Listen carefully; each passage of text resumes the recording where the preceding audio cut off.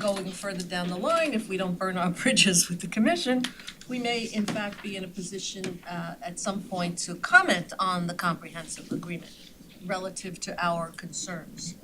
Hopefully keep an eye on it going forward. But as you say, Jackie, the decision's been made and let's move on.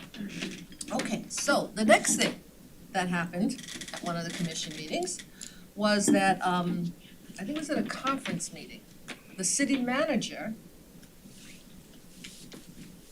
out of the, unbeknownst to me, and just said that the infrastructure task force was going to be getting a presentation from FDOT about the tunnel versus the bridge, which was absolutely incorrect. I have all the emails.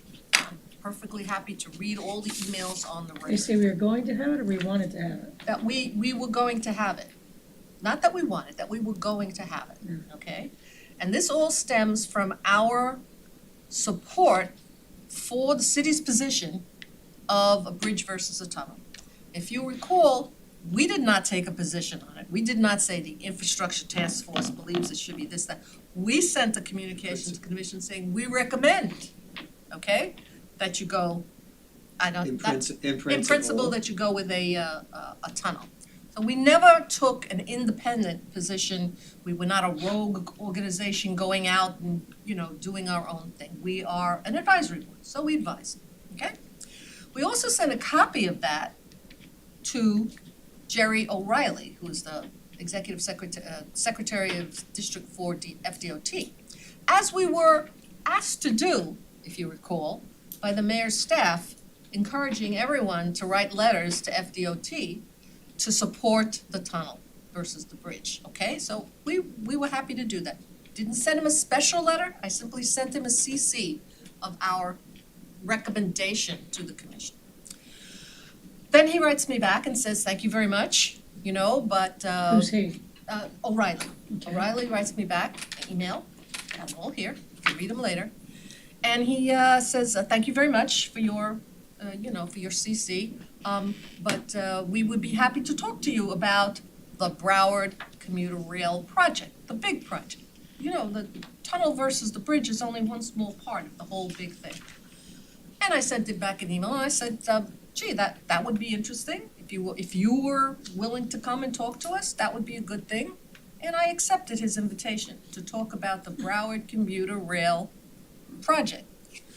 Apparently, the city manager took it as that we were asking them for a discussion of the tunnel versus the bridge, upon which we had already opined. Mm-hmm. And he went to the city commission, and he said that the infrastructure task force had requested a presentation on the bridge versus the tunnel, and that was not necessary, and it was contrary to, I'm paraphrasing here, and it was contrary to the city's position, and that they shouldn't do it. And the commission, but eventually said, yeah, well, they shouldn't do it. Essentially said they shouldn't do it. He writes me another email and he says to me, you should uninvite them. And I wrote him another email and I said, I will not do that. I said, if you want to uninvite him, you uninvite him. And he said, I will uninvite him. And I said, God bless you. I didn't say God bless you. I said, as you wish. That was Chris? He's the city manager, yeah. I said, as you wish. You don't want him to come to our meeting? You go tell him not to come to me, not me. The guy offered to come, I said, great. So you notice that they're not here today, okay? This agenda is not the agenda I approved. The agenda that I approved had under new business, which is now blank, a presentation by FDOT on the Broward Commuter Rail Train project. It is not there anymore. They are not here. I don't know if you want to opine any further on that, Alan, but that is the situation. So subsequently, no, that's good. Subsequently, I sent an email to the commission objecting to the way the city manager characterized the facts, saying that we had gone out and solicited a presentation on the tunnel versus the bridge. And immediately I got back 2 emails from 2 of the commissions saying, oh, I didn't know that was the case. Of course you should have a presentation. We want you to have all the information you could possibly have. But have they formally requested us to look at this? No. Okay. Not that I know of. So I'm going where you're going. Okay. Okay? So if in fact you do, that's the situation. They are not here. They will not come here unless we actually ask them to come here through the city staff. Usually the way we get people to Through the come and speak commission. to us, not even the commission. You know, if we want somebody from the finance department to come and talk to us about something, well, yeah, Alan, the staff, could you please arrange it, right? I don't know that we've asked for a presentation from any outside agencies, but I'd have to go back and check, but it's possible that we've, you know, asked for other people from other agencies to come in and we do it through the staff. Mea culpa, these things should be done through the staff. It's a process issue, I already fell on my sword for the process issue, okay? So if in fact the committee does want to have a presentation on the Broward Commuter Rail project, which is bigger than the tunnel versus the bridge, we will have to ask first the city staff, I guess, to arrange it. And if the city staff feels that they can't do it on their own, we will, if you want, have to go to the city commission and ask them for us to be able to have a presentation of the large project. So that's where the situation stands right now. And Jackie, you want to say something? Yeah, I mean, I kind of understand where they were coming from, Who is they? the commission. Okay. I mean, they've already taken a very strong position and are really working hard to prevent us from having a bridge through the downtown. And every person on this committee has the opportunity through themselves, the organizations other than this committee, to express themselves. I think it could be really counterproductive and very negative for the city to have a presentation and then suddenly have everybody here want to weigh into it and then take a position. And even if we don't do that, you know, we're not going to do that because we're not asked to do it. So I'm not so sure that we should get that presentation, to be honest with you. Which presentation? The presentation on the entire Project. because I don't know what role we would play in that, Okay. other than being informed about it. But there's so many other venues to become informed. There's so many other presentations. So that's my position. James? Good point, Jackie, and I really wasn't thinking that, and I didn't understand the fact that we weren't being asked to talk to the FDOT. That was something that had been coming from ourselves. Personally, the information that I've gained since we took a vote to make a recommendation for the city in principle to go with a tunnel versus a bridge, I've learned a lot. And I would not vote the same way today as I did back in January. Does it make any difference? Do we want to have any time discussing it? Probably not at this point. So that's where I'm agreeing with Jackie. Doesn't make sense really at this point. But I will be writing the county commissioners and those people who are going to make the final decision of what I think the best choice should be. But you're gonna do it as you, right? I'm doing it as me. Okay. I will not represent I the just wanna make infrastructure sure. task force. I just wanna make sure. Tried to do this the other night, the city commission, we'll talk about that. Mhm. But, no, just as myself. Okay. Peter?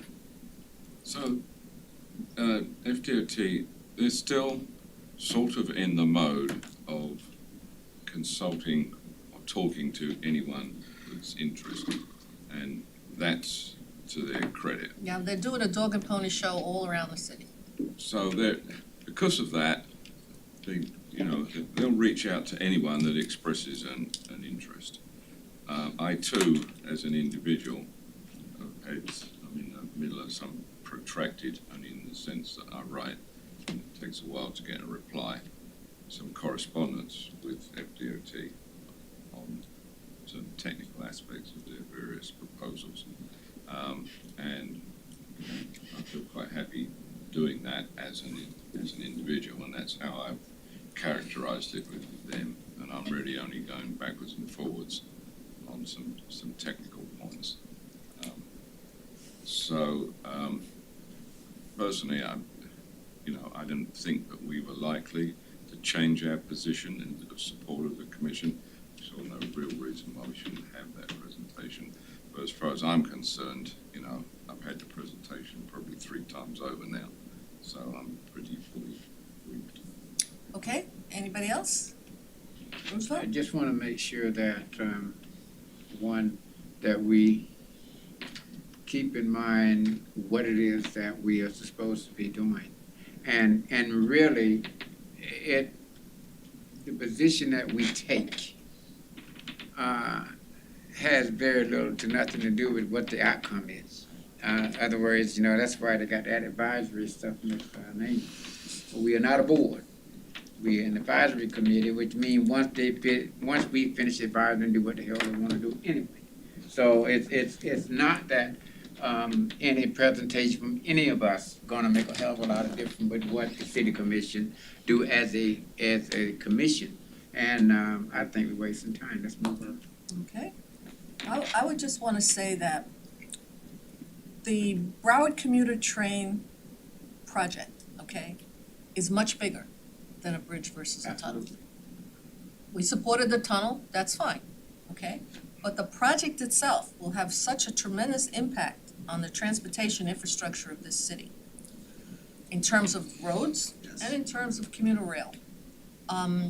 Every cross street, every western cross street is East, now west gonna streets. have another 100 trains running through it, okay? And that's a problem. I mean, it's not an insurmountable problem. It may be a problem we have to live with in order to get commuter trains, commuter rail. But that's an issue. And our mission is to look at all the infrastructure all the infrastructure things. Sidewalks, roads, all of those things, okay? And the funding, which is also in our mission to look at the funding, I haven't gotten any, I've been to a lot of these presentations now. And you're right, we've all gone to these dog and pony shows, and we all know what it is. It's not a question we all don't know physically what it is, okay? But the financing and the funding is, I don't think anybody's gotten a straight answer on this funding, because it's in flux. It's gotta be in flux, I mean, who knows how much these things are really actually physically gonna cost? We're early in the process, it's the name of the game, we're early in the process. But so far, what I've learned is Broward County is gonna pay for the operation of this. They're gonna run a railroad, Broward County. They're gonna be running the railroad, okay? And they're also gonna have to pay the licensing fee for the use of the tracks. How much that is, we don't know. All we know is that they're gonna fund it out of the penny sales tax, okay? It was never in the plan to run a railroad in the Broward penny sales tax. We were all gonna get express buses, we were gonna get road improvements. We were not gonna get a commuter rail. Now, maybe that's a good use of the funds. That's not our decision. That's a policy decision for, the county to make. But it's gonna have an impact on our transportation system. So maybe at this moment, this fraught moment, is not the time to talk about that, to explore that. But at some point, I think we need to talk about, we're gonna be here for another 3 years, and we need to talk about transportation infrastructure. There is nothing more significant that's gonna impact our transportation infrastructure than the use of the penny sale tax funds, because everything's been transferred over to the penny sales tax, okay? The bridges are gonna be fixed with the penny sales tax. The buses are gonna run on the penny sales tax. The new, the commuter, the little buses that run around the cities are all being paid for by the, and maybe there is enough money. I don't know. I just don't know the impact. So that's my thought, yes. This whole thing is this is like a 100-year decision. This is probably the biggest decision that anybody involved in government in this area. I don't think there'll be a bigger decision made for future generations in this whole situation.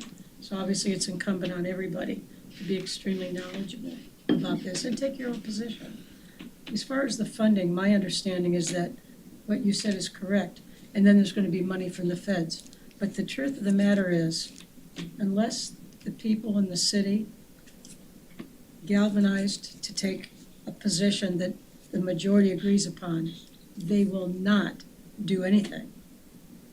No, I. They're not gonna do anything. They've been very clear about So that. it's critical, but I don't want to belabor it, but it's an extremely important issue. I don't think this committee should weigh itself down on this. I think we should move on to the stuff we're doing, but I hope everybody gets involved. Okay, Rosemary? Just one thing on the funding side of this. As you mentioned earlier, that running the railroad and paying fees for tracks was not a part of that $30 billion that the penny sale tax was supposed to generate. And when we add projects, especially one of that size, it make me wonder as how much of an impact that's gonna have on what's supposed to go to the cities from the penny sale tax, because, I don't know about your money, but I think the county money, my money is about the same. You can only spend it once. We contribute more than anybody, so we should get the majority. That's my attitude. Yeah, always my attitude, yeah. But I just, this is slippery slopes that we're talking about here. Slippery slopes, But I yes. think we should, Yeah, Ralph, for your last question, Okay, well, a so, comment. unless somebody else wants to.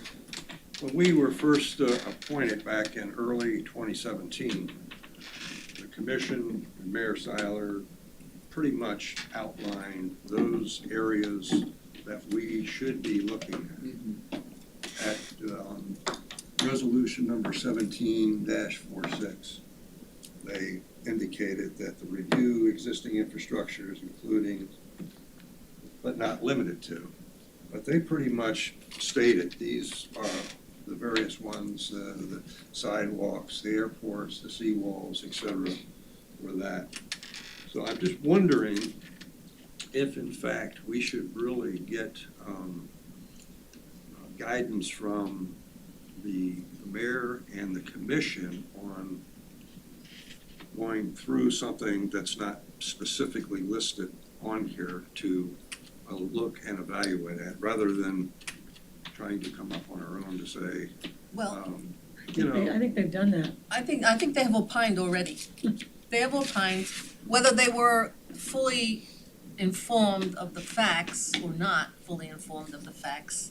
I think that they, they were, they said no. They said But they then did what not would want. we do? They come and talk to us, then we start having more discussion and debate. And we're not gonna take a position, so my feeling is, don't do it. You're right, Jack. Yeah. It's a waste of our time. It's a big thing. As a committee, not as individuals. Okay, so there we go. Moving on to the next subject on the agenda, was general comments. I'm sorry, we're still in general comments. We just James finished wanted new to bring up, business. an issue. Oh, yeah. James, you wanted to Yep. talk about it? I sure do. So, went to the city commission meeting last Tuesday, god-awful meeting, I must say. The first topic was the piece of land that, has been under discussion for quite some time. Went on and on. They had 40 people from the neighborhood speak, which is great. It's important that people have the voice. I'm all for that. So it was really after midnight when I got the opportunity to talk about the P3 versus RFP issue. And Ralph got up and spoke and made his presentation, which he's forwarded to everybody. It's in the minutes and the notes. identifying myself as a resident of Fort Lauderdale. Right. Right, not as a member of the committee. Didn't bring it up. Okay. And then I got up to speak, because I had a few comments that I wanted to I make. thought you were saying cocktails. I said, I don't blame you. That was when I got home. And I barely introduced myself and identified myself as being a member of the infrastructure committee, but that I was not. I made it clear I was not speaking as a representative of the committee. And the city attorney stopped me right there and said, we can't have more than 2 people speaking. 2 members. 2 members of the board speaking. That is against the Sunshine Law.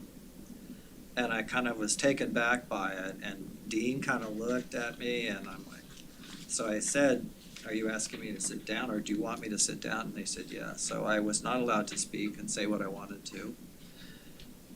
After that discussion continued and they went through their votes, et cetera, ranking and all of that. It was really late. I wanted to leave. So on my way out, I stopped and spoke to the city attorney and, because I wanted to talk to him.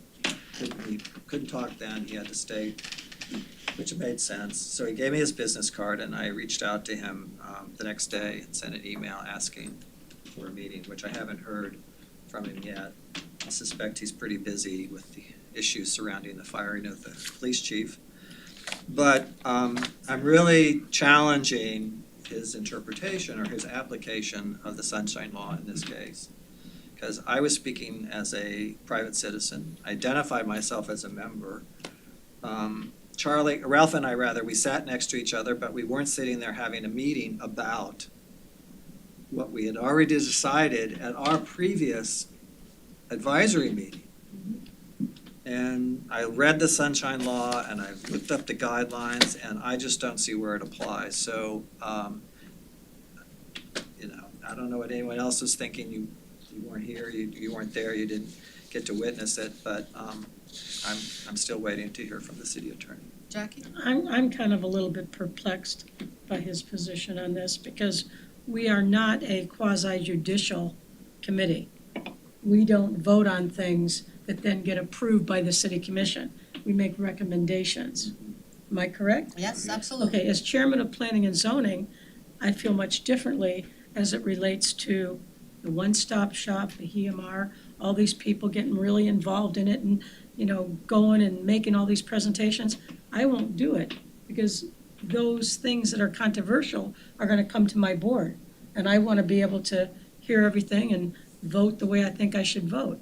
And so there's people that do step and shouldn't be doing things they're doing. But in this case, I don't see it as a big issue. Now, let me give you another example. They tried to silence me. I'm sitting at home and there's a discussion about a project that planning and zoning has already voted on, comes back to the city commission, and it's the project behind, like over by the Riverside Hotel, okay? Yeah.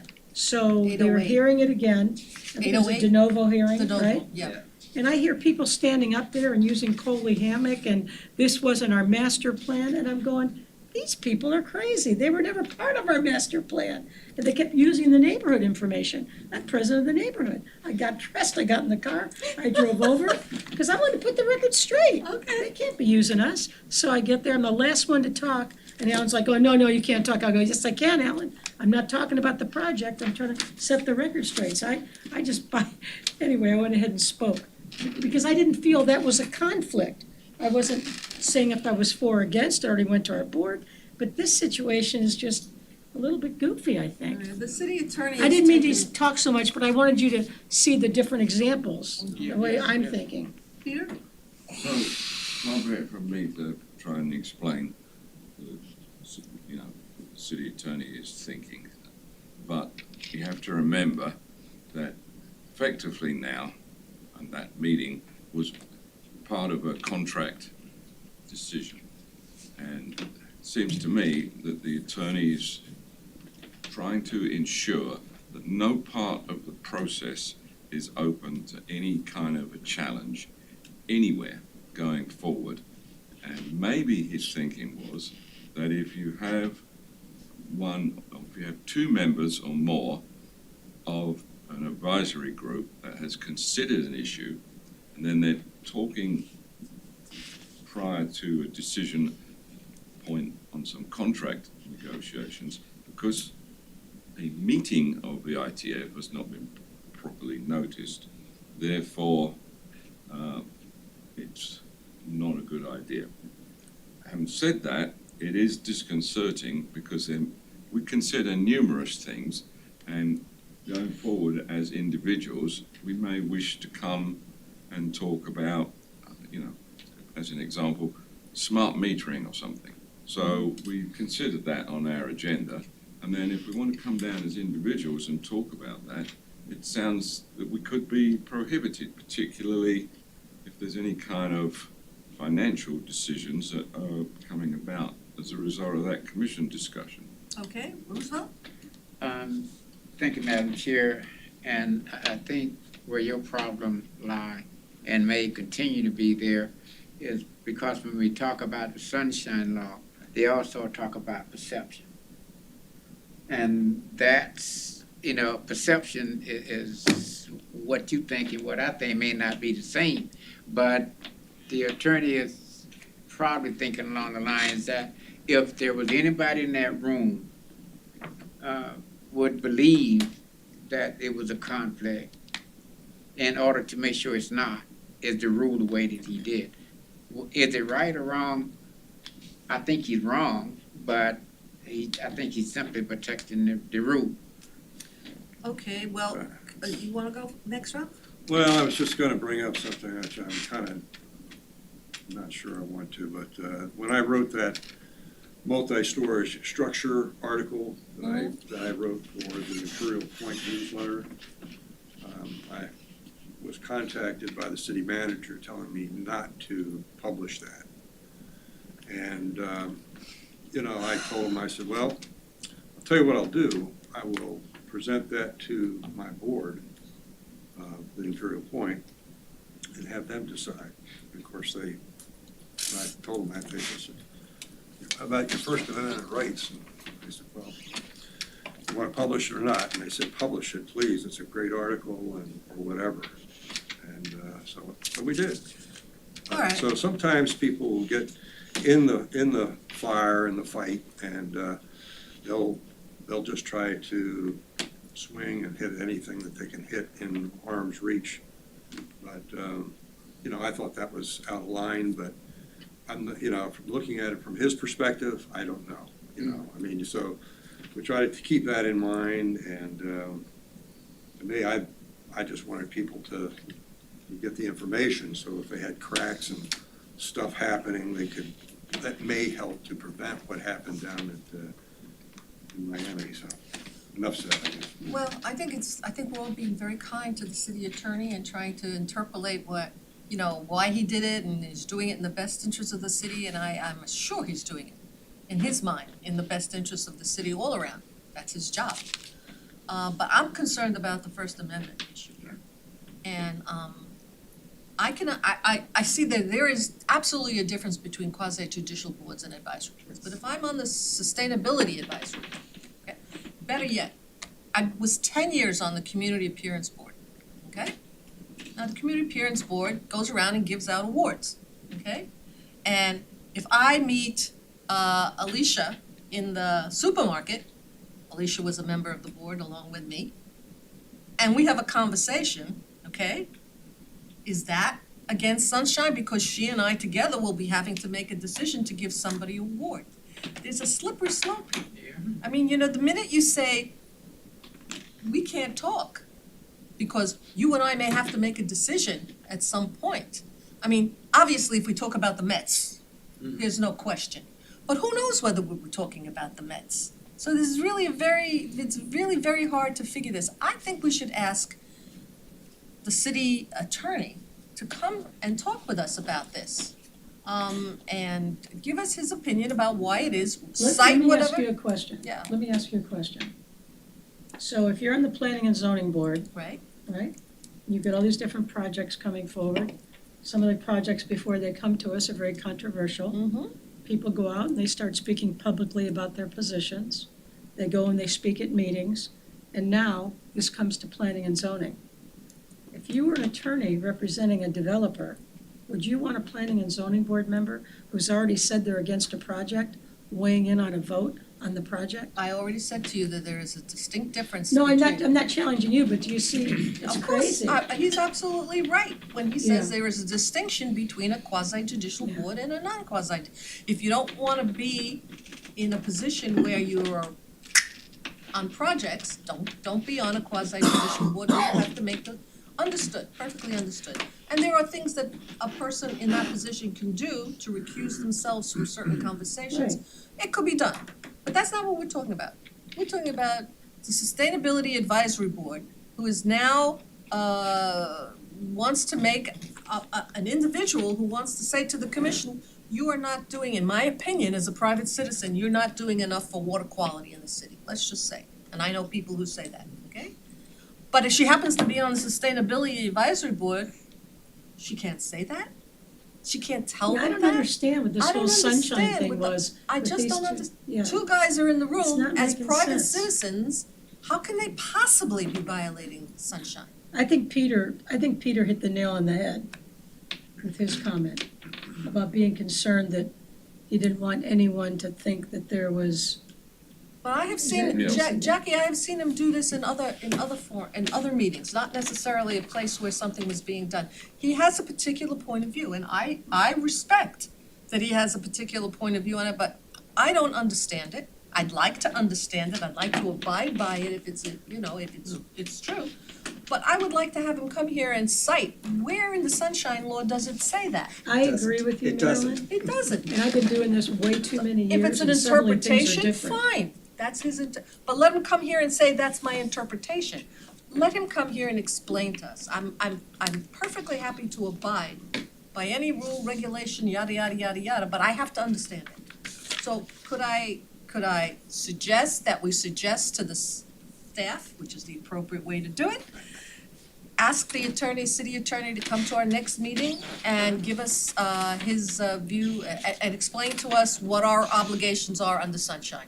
Specific to that situation. Because we know what sunshine is, but I think our real issue is the comments that he was making regarding these guys both saying anything. Can you do that for us, Alan? Yeah, we'll talk to the city manager and the city attorney to make sure you have a presentation both on the sunshine law in general and then how it specifically was interpreted for this situation. Thank you very much. D. Wayne gave us a very lengthy. But when they give us that presentation, we can say, thank you very much, gentlemen, we've had that before. Let's move on to the specific question. So that's why I want to specifically deal with Yeah, this. yeah. Mention the specifics so that they can't say that, well, we're not prepared, okay? Very good, so we'll do that. Do we So- have a vote? I don't think we need a vote on that, no. Peter? So, we're still on member comments. Yes, we are on member comments. So, on happier news, I wanted to draw to the group's attention that the city obtained a 10.5 million economic development grant, CDBG Right. grant money, 10.5 million for the Durs neighborhood stormwater We did, yay! project, 10.5 million. It's a matching project, so congratulations to everybody involved in that. So who are we congratulating that's back there for that? Reyes Petrika is the senior project manager of the stormwater team. Thank you.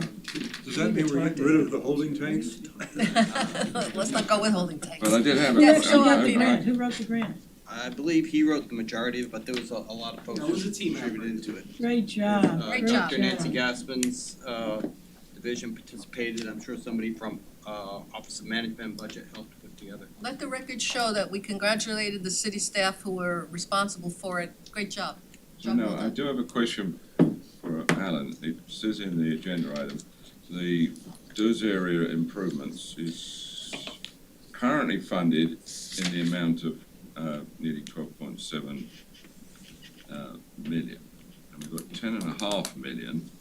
So explain to me, we wouldn't need the full 10.5 million if the total cost is going to be only 12.7 million. We'd only need half of the 12.7 million. So is that correct? And if so, what? Do we have any ability to leverage the balance of the money to other things? So there's two parts in this, and I'll ask Reyes to confirm the actual total amount of the project, but it is a reimbursable grant. So which means we spend the city's money, we ask for them to reimburse us, and then we get a check to come back for up to that $10 million. Once we close out the project, any extra funds that are in the project can be reappropriated to other stormwater projects within the utility fund. So even if we don't spend the full 10.5 million as match towards Durs, if there's some million left in it, we have the possibility of using it elsewhere, right? Well, we can only use the CDBG money for that project, but what it does is that the total cost of the project is above the 10.5 million. It frees up money that we already have committed to the project to use on other purposes. Okay, and you haven't decided what to do with that yet, right? It will stay within the stormwater utility. We can't move it out into, road paving or water and sewer. It has to stay within the stormwater program itself, but we have several other neighborhoods within the stormwater master plan that are not funded yet. And so it will move probably into one of those high priority basins as well. And we keeping good documents on this. Yes, I'm there's gonna be asking actually, about them later. there's actually a lot of requirements that go along with CDBG funding. One of the budget amendments that did happen during this past month also was to fund an additional position for us to specifically manage grant projects involving CDBG funds, to make sure that we comply with all the requirements and that we do get reimbursed for everything that we can possibly get. So now Okay. I'd like to just slightly broaden this. Okay, So I am getting a little concerned. We've had the, whatever it's called, the American Rescue Plan, the initial COVID funding from the federal government. By no means all of that has been spent on COVID-related things. Some of it has found its way through to cities for various other things. There's a big chunk of money there. We have the Infrastructure Investment and Jobs Act passed, where the governor, I think, has been announcing chunks of that money going to different places.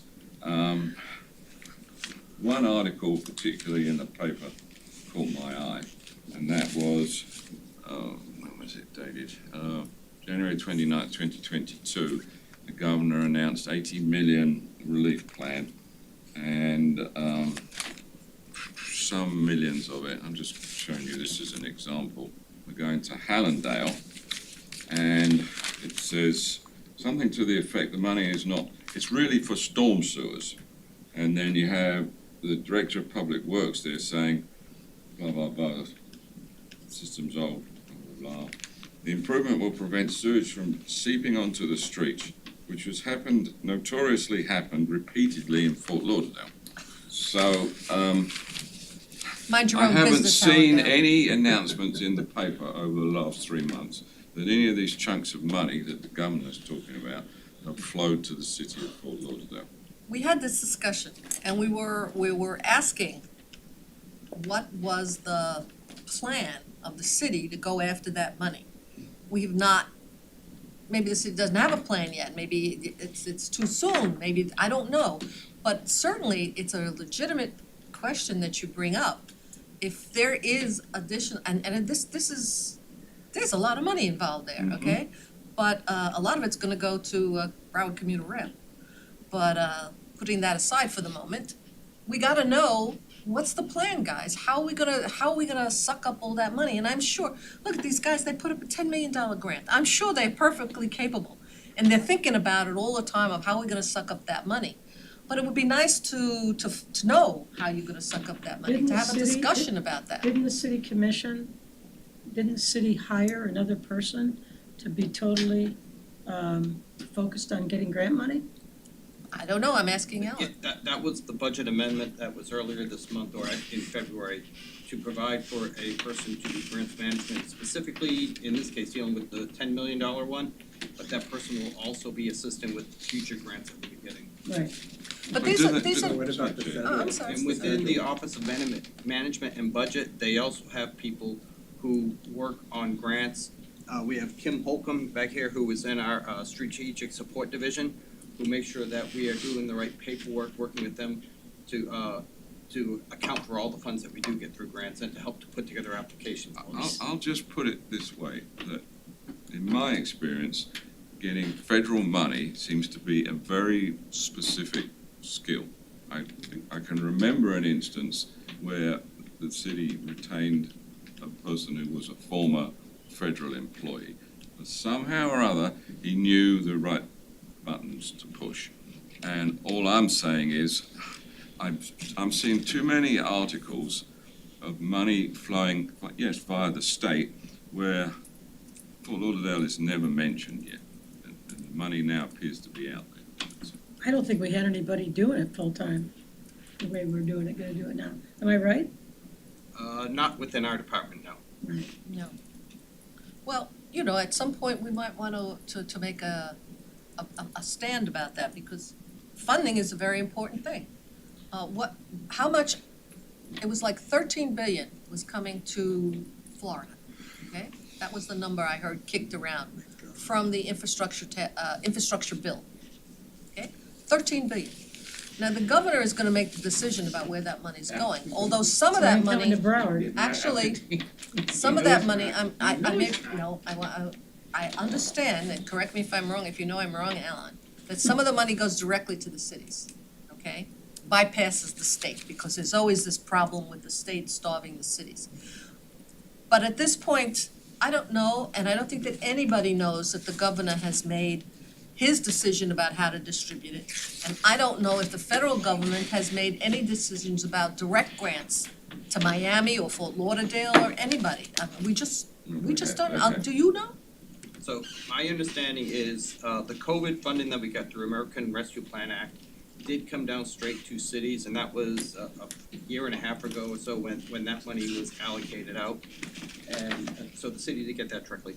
The infrastructure bill funding is going to be coming through the state agencies, and we're still waiting for them to give us implementing guidance on how to apply for grants to access that funding. Okay. So the state hasn't given us the actual guidance to apply for any of it at this time. So that's the answer to your question. Then how did Hellendale get?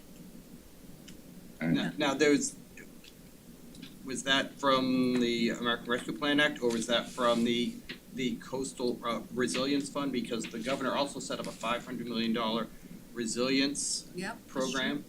And my understanding is that the city did not apply for any of those. That was before my time, but we did not get very significant applications. And DERS may have been the one application that we did have in that, but I'm not sure exactly which program we applied for that, if that was the resilience fund. But for these next ones, the ones that we're talking about now, we haven't gotten the guidance from either FDOT or DEP to apply for the majority of that money. So can I suggest that as soon as those guidance come in, we have a meeting about it? I'm gonna buy him a pen. Yeah. Yes, Peter? So, I'm sorry, but I'm being retired, unfortunately, Retired? I read newspapers. So, February the 2nd, 2022, the governor announced $404 million to combat flooding, water pollution, sea level rise. That's Blah, the blah, resiliency blah. one. The city of Hollywood was the big winner with $34.5 million for Seawalls in North Beach. Dania Beach will get 4.2 million, and so it goes on, but no, not Fort Lauderdale. So this is my level of discomfort about it, and I don't want to do this when you've achieved great success to get this $10.5 million grant. But you know, these monies have been approved and they need to be sought out. Can we ask the staff, can we ask the staff to give us a list of all the grant monies, the grants that they've applied for, in these various, pots of money? Would that give you some comfort? I think what he's trying to say is how did these guys get the money and we didn't get any? Did we not apply? I don't wanna put them on this big task of doing a report like Well, that. I do not know, it was before I got here, I don't know what we have applied for, what we didn't apply for. The money that you're talking about sounds like it's the Resilient Florida program, which is that $500 million pot that the governor had allocated earlier, but I haven't heard of anybody getting the infrastructure bill money yet. That's still being formulated at the state level. I think he's made announcements as to how much is going to be coming out in the different bins for a lot of these, but the implementing instructions on how to apply for it wasn't supposed to be coming out until later on in this year. And we did have a presentation, either that or I had a dream about this department getting their own grant person. Didn't we have a pretty robust conversation about that, or was that at the commission? I was not part of the I knew about conversation this time. I don't And remember. then when they had, Bottom they line is discussed the that lobbyists, we have a lobbyist at the Right. state level and the federal level. Yeah, was that here? Yeah. Yeah, we discussed it and it was good. And our lobbyist is Thank you. Daphne Centerville, right? We all know, do you know Daphne?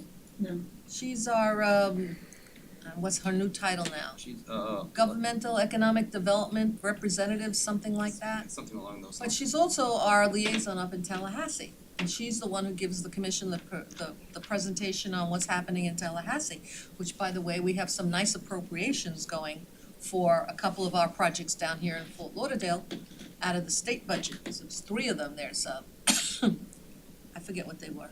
But they're good, they're all good. Chip Lamarcker is pushing for some money, and so is Williams pushing for some money, so it's good. But I understand where Peter's coming from on this, and we're not gonna solve it today. But, you know, you might wanna be thinking about, at some point, let's talk about what grants have we gone after and what grants can we go after? Again, just And something to what can we keep- do as a group to help them? Yeah, and how can we just don't want the information, we wanna know, you know, what can we do to push that forward? What recommendations we can make to the city commission to push that forward. Okay. Are we finished? No, we're not Old finished with business? general? Are we, no, we're not in, we're not there yet. We're Okay. still at general discussion comments by committee members. Everybody cool? Yeah, until next month. Next Public month, I'm comments gonna at have a each lot- item. I don't believe we have any public here, do we? No? Okay. Old business. We're on the old business, but we have agenda items.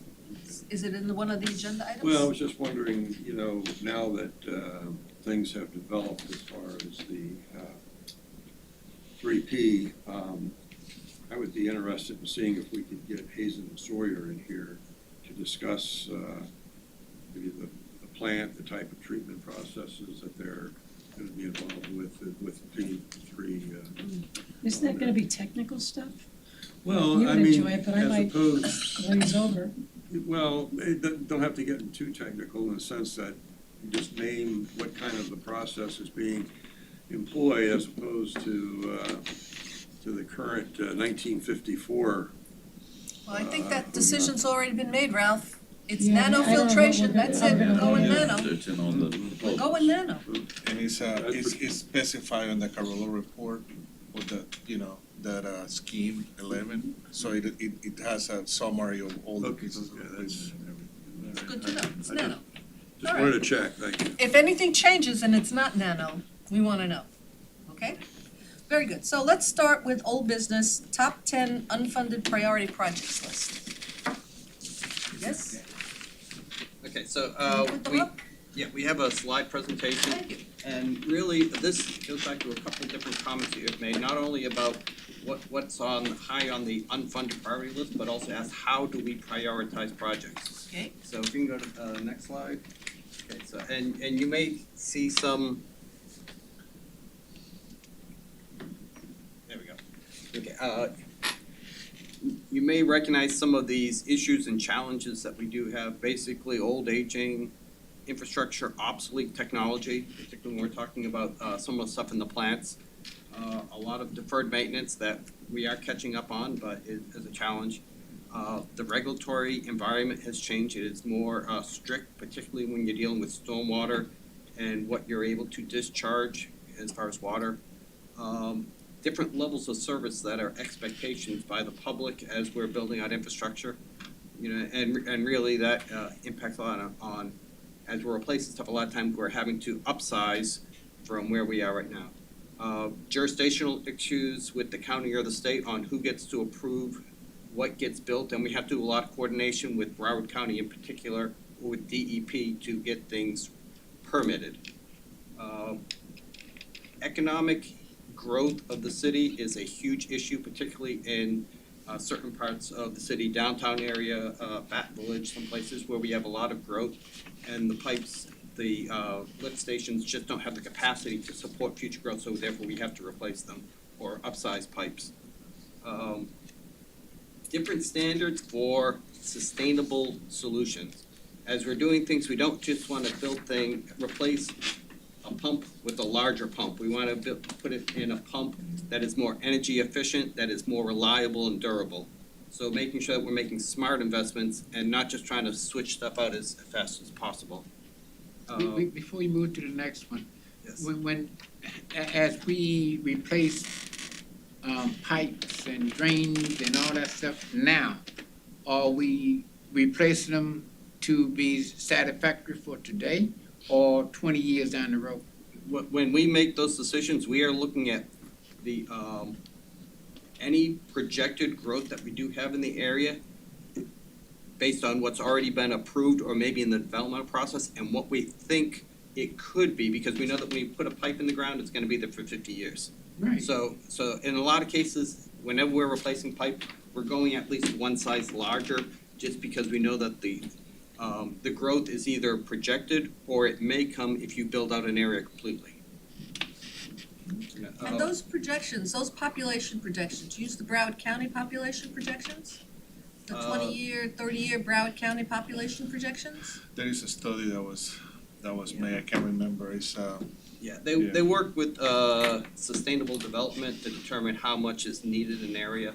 So it's sustainable development that is the one who interfaces with the population projections. Yeah, yes. And they tell your engineers, you know, that pipe has got to handle in 2040 X number of people. Right, Okay, yeah, so they'll that's- say approximately how much the population can grow, the development that an area can be built up to. Yeah. And they use that in the modeling to determine what size pipes we need to replace it with. So you don't use this is a little bit of wonky planning thing, but bear with me.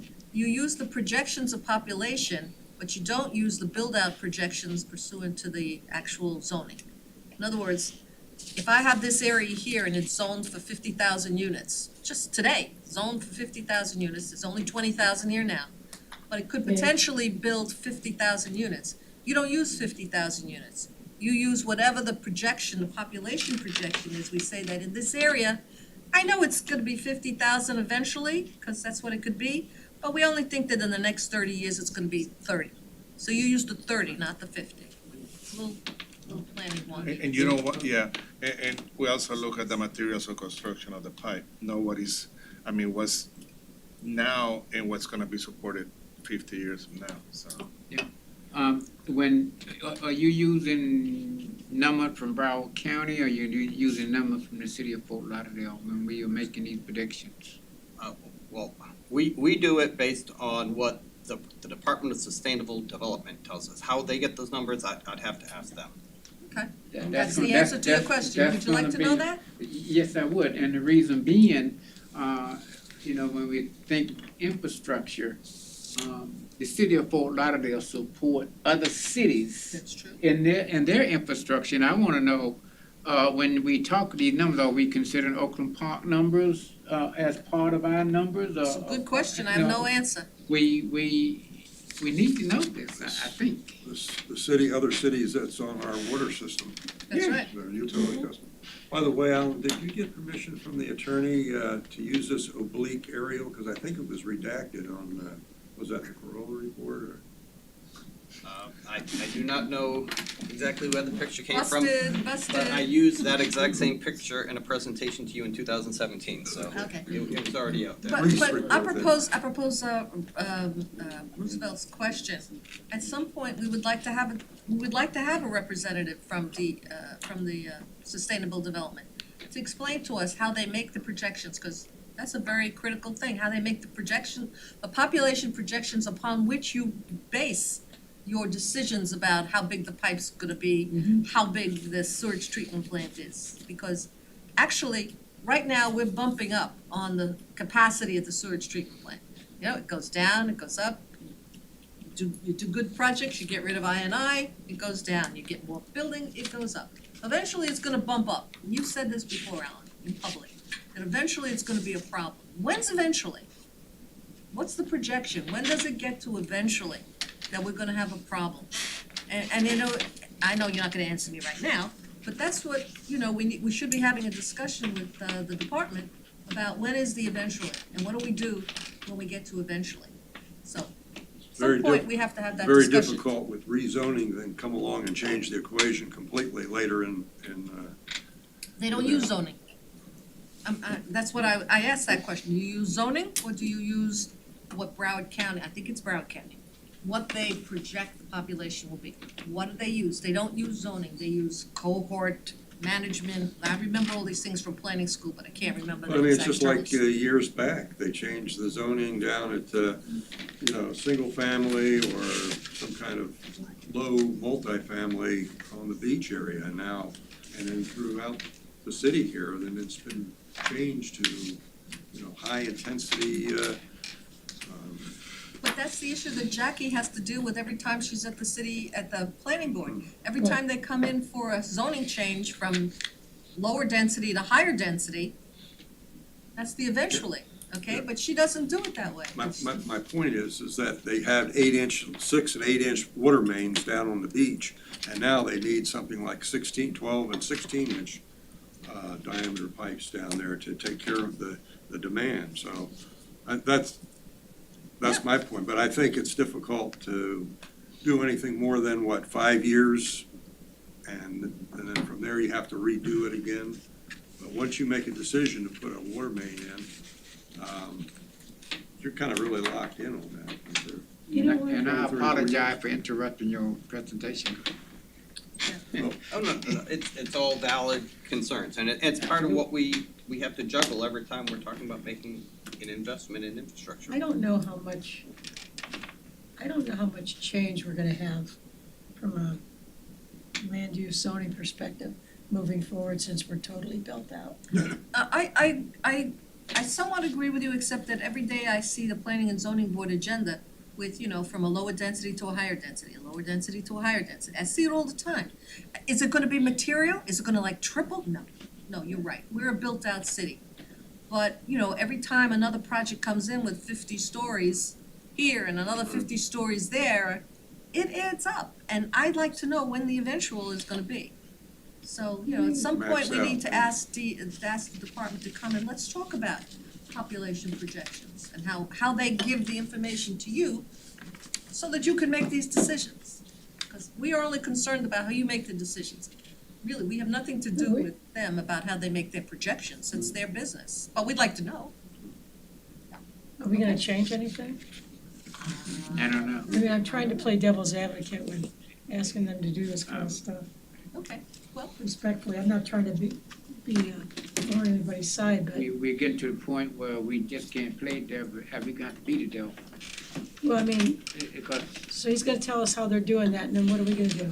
Okay, thank you for educating us. I don't know. essentially, that's all, you're right, essentially. Yeah, and I don't know that that's our role, but whatever everybody wants to do, I'm in. Just throwing out another concept. Okay, so let's let Alan continue then. Okay, and I think I've got like 27, 28 slides here, so I'll try and go through them a little quicker on the slides. But this one here is I think the important thing to talk about, how you balance decisions. There's a lot of different factors that come into play as we're recommending projects into the CIP. First one is we have to comply with legal requirements, consent order. We need to deal with any immediate life, health, safety, environmental issues. We have a lift station that's failing. We have to fix it before people are unable to flush their toilets. We have to deal with any high-risk things that we know, and we spend a lot of time replacing high-risk force mains to cut down on the chance of having future breaks. That's the Hazen and Sawyer work. It's the going back to the Reach report where we Right. identify that has to do with the sewage pipe mapping and the water pipe mapping that will help us to look at condition of them and prioritize high-risk areas versus low-risk areas as we're trying to prioritize 400, 500 different projects that could possibly go on the list. Okay, Okay, we have to take into account developmental needs and any future growth. When you put in extra apartments, extra demand on the system, you can't have a lift station that needs to operate 26 hours a day. You need a bigger pump, so you have to plan for that. And we have some pump stations that right now are operating as many as 16, 17 hours a day just to keep up with the current load. do we have a list of pump stations that are overburdened at this Yes. moment? Yes, we do. And you'll see Does that that, make the top 10 list then? you'll see several of them when we get to On that the top portion. 10 list, excellent.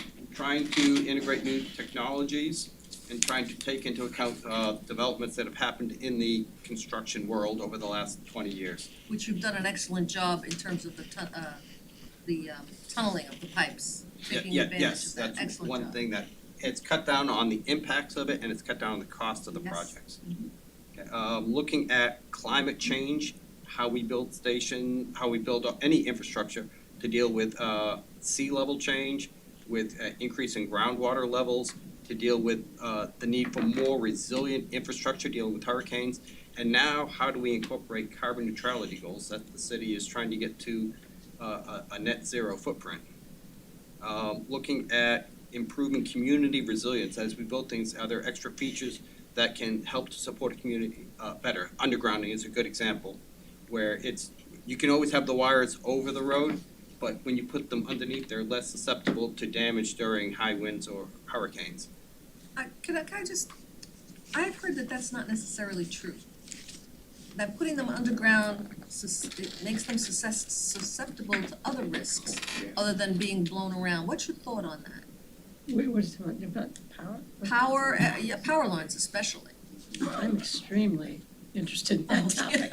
I'm sure you are. Okay, so, my discussions with FP&L that are responsible for it is that once you get them underground, and this is looking probably more in the northeast and other areas, but it does cut down significantly on the risk of power outages when you don't have the wind or the flying debris possibly damaging the wires. And the Northeast is less susceptible to the groundwater issue. Yes, but if you go underground also, that's where you need to make sure that you're protecting the wires properly. Because you don't want electrical wires in water, so you have to have it encased and constructed in the right, in conduits, yes. Okay, also you need to look at your power transformers, make sure that they're elevated to the point where if you have flooding on certain areas, because they're low elevations, that they're not gonna be underwater, because that will short them. Jackie? I'm gonna guess that if going overground was better, all new developments would have these lovely poles with lines. Oh, yeah. Well, this is aesthetic. You no longer have the lightning protection that you once had, With overhead lines or with all the wooden underground? paper FP&L. All I know is they can bury it all as far as I'm concerned. Question, Certainly. Alan? We charge impact fees, correct, when there's a new development? There's an impact fee associated with that. So they have to pay X amount of dollars. So who determines what that rate is? And how does our rate structure compare to other cities of similar size? It is done through the DSD process to determine what the impact fees would be associated for it. In some cases, also, it's not only just charging a fee, but they will also provide some type of infrastructure improvements in lieu of paying those fees. And that's probably a better topic to have DSD come in here to talk about how that goes. As far as comparing it to other cities, I wouldn't have a clue on that one. I'd have to ask them, and we'd have to do I just wonder if it's high enough, that's all. We've had, Part of it is you can't charge unreasonable impact fees. It has to be I think that's mandated by the state, if I'm not correlated to the level of mistaken. impact that they're having on the pipe. So just because they're coming in and we need to upgrade the pump station, we can't charge them the whole cost for doing it. It's gotta be in proportion to what their increased capacity would be.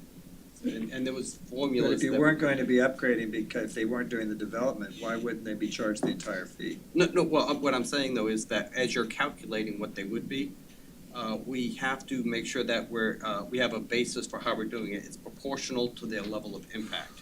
Otherwise, you can't just go and arbitrarily say that every developer is gonna pay $200,000 into the system. There has to be a correlation between the two.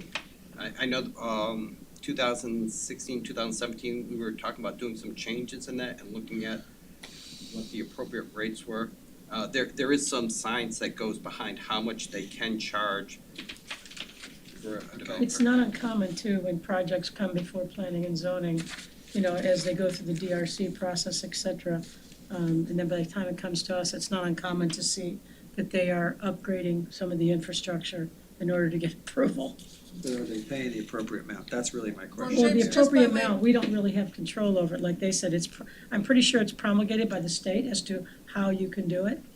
You can't charge more, I think they're And it's all protected. captured in the city ordinances. Right, Yeah, but just for historical purposes, James, one of our very first recommendations was to up the impact fees, which the commission did. Oh, good, So okay. it's been upped recently, maybe in 2-3 years.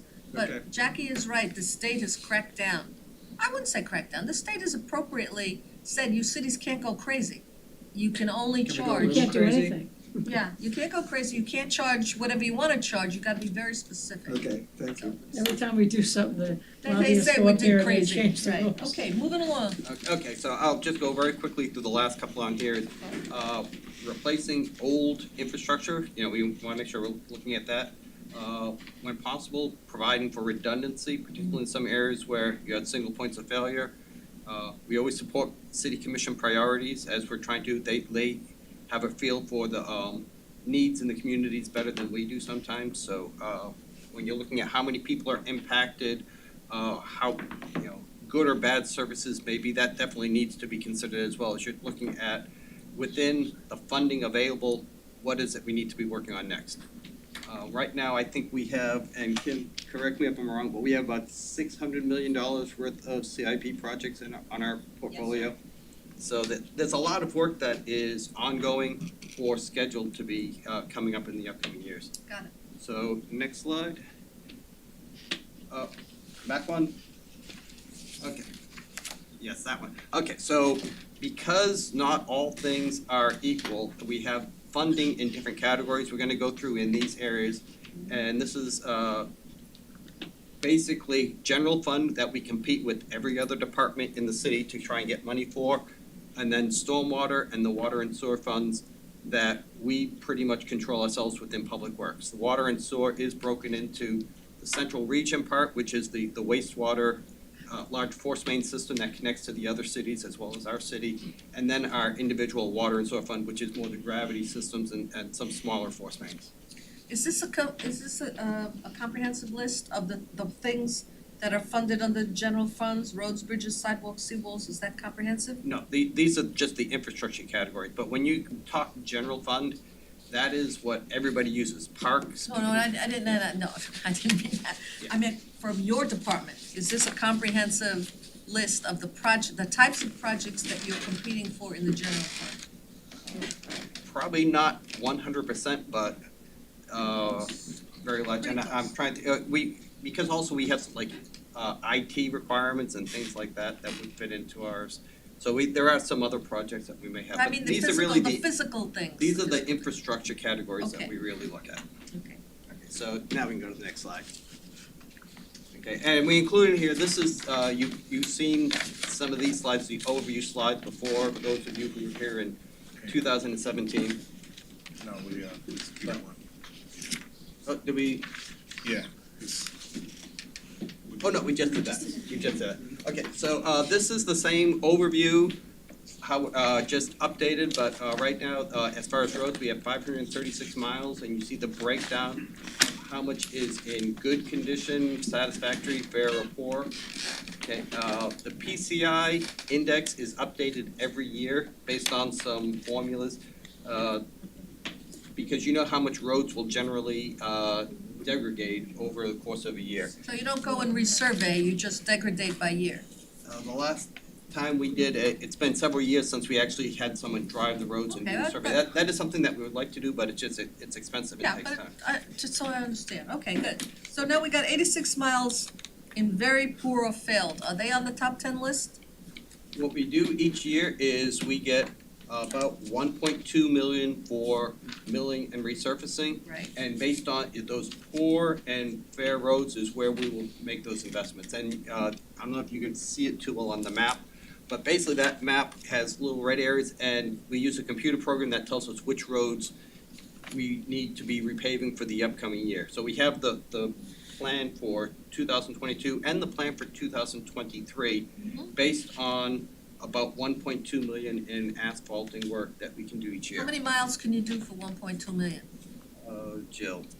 We do, for every million, we do 6.25 miles of pavement. Okay, so 6.25 miles out of the poor list, we got the poor list is 86. 6.25 miles for a million, maybe 10 miles for $1.2 million. Just so we get an understanding that, you know, at that rate, we'll all be dead before they even get to the ones that are poor right now. This is important, I mean, because if we're gonna be serious about our job, we should point this out. I'm sure they are aware of it. I don't know if they're aware of it. I shouldn't say I'm sure the commission's aware of it, but we're aware of it now.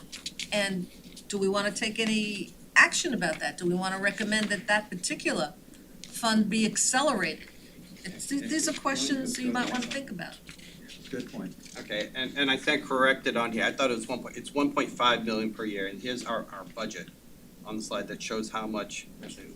One of the unfunded priorities they have, in addition to trying to catch up on the road paving, is alleyways. Right now, that is not a funded program within the city. And so a lot of them are degrading a lot, there's utilities, nothing. Oh, you don't have to tell me, I get the complaints all the time, why isn't somebody taking care of this alley? He says it's, you know, it's not a road, it's an alley. So that is something that we are trying to recommend in the next year's budget cycle to be considered for funding. Okay, No, we are talking about repaving and all that because the roads are tearing up, and the water's sitting on them, and I know the one that goes by my house, it need to be repaved about every 3 weeks, because it hold water, and then the car just tear it up, and you got the trucks coming through. But what about road that becomes obsolete because of traffic increase? Typically, we are just doing the repaving of them. When you're talking about redesigning and reconstructing a road, It's gotta be it gotta be a part of the whole, I would think. yeah, transportation and mobility is the one that really has a lead on those, because they know what the traffic demand is, the need for stuff, and how it will change, just like we do for water and sewer. They do traffic studies for the roads. How do they manage that? Because you've been dealing with them. I mean, they do have some roads, but for the most part, as far as increasing the capacity of the road versus just maintaining it, they're the ones who make that type of a decision. okay. Yeah, so it's a different, we'll talk. We'll talk. Move along, Yeah. yeah, or Peter? The chair, remember, almost for years now, we have recommended to the city commission that they increase the amount of the proportion of the general fund that is devoted to these categories of things. That's true. We kind of know what's happened with that. That's a good observation, Peter.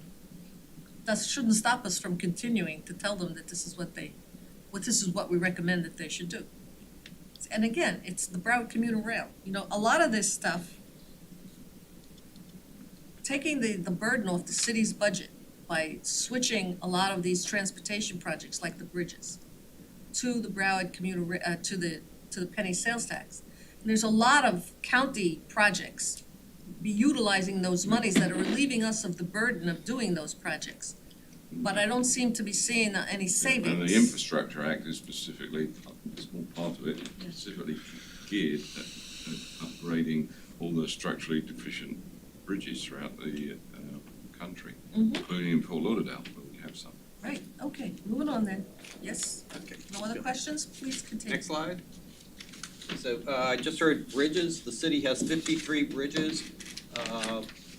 We're still working off of a bridge master plan that was completed in 2014. However, we do have FDOT comes and inspects our bridges on a regular basis, so we have more current details in that tell us what bridges are needing to have repairs done to them, are structurally obsolete and need to be replaced, and the load capacity of them, so that we're not putting anybody at risk. So you just gave us a presentation on the updated bridges program. Yes, we did. Yes, you did. Yeah. Yes. So, but that is something that we're looking at, particularly with the infrastructure dollars. We have 18 bridges that are structurally obsolete that we would like to see replaced. Each one of those, though, is $3 to $5 million. And Tracy, if you can go to the next slide. So let me ask you then, is the plan then to make a proposal to Broward County to do any more of these bridges? We have already identified our priority bridges. Again, going through transportation and mobility that was provided to the county, saying that here's the top 5 that we would like to see. So we have a top 5. Yes. We have top 5 bridges that we are recommending to the county that we use county funds for. Yes, and on We here. have a list? You have, on here you have a listing of the bridges that are currently in the CIP, and you can see how they're broken out into future years, but the top 2 are on the bottom, which is Southeast 13th Street and Laguna Terrace. Why are they on the bottom and not on the top? They- Put this down for this. You just said These are that the two this is what we have in the CIP, and Right. what, those bottom two are the top two that are not funded, Oh, that we would like to see funding for, Or sooner. or If you, sooner. yeah, what we noticed today is, in fiscal year '25, we actually put, in last week, we just moved, one of the bridges to above. But just so you know that we are prioritizing everything. so during the course of the year, things move and change as you get more information, you push them up or? Yeah, When we they do, break, but we do. every time we push something up into a higher fiscal year, that means something has to get pushed down. And so generally, bridges are competing with other bridges in that way. So looking at this list of bridges, okay? How many of those bridges are in the 5 that you've asked the county to build? Actually, I have your memo. Yeah, I think they are all in the memo, and so we didn't rank just 5, we gave a listing of all the bridges that we wanna have done. But, you know, they do have the top 5 that, They do have your top 5, yes, they have a complete ranking of all of the bridges. and it says 1, 2, 3, 4, 5. It doesn't say these are all the bridges. It says 1, 2, 3, 4, 5 for sure. Would you like me to read the top 5? Yes. Okay, bridge number 1, Southeast 13th Street over Cerro Gordo River. Number 2, Laguna Terrace over Diane River. Right. 3, Westlake Drive over Diane River. 4, Westlake Drive over Lucille River. And 5, Westlake Drive over Mercedes River. Okay, I see 1 or 2 of them on this list, but not all of them on this list. Are all of them on this list? They are not all in the. She read this them is- quickly, I didn't see. Yeah, what this list is the list of the current ones that are in the CIP. I understand. That was approved last year. Okay, Okay, this memo here was, as we were looking at infrastructure funds, we looked at all of our bridges and went 1 to, 50 whatever, or 33. Yeah, actually, Because some are for repairs and some are for replacements, and we went down and broke down the priorities from 1 to N for replacements and 1 to N for repairs to the bridges. And that's what we have provided to. okay, so the list that you transportation gave the authorities. county is not necessarily the same list.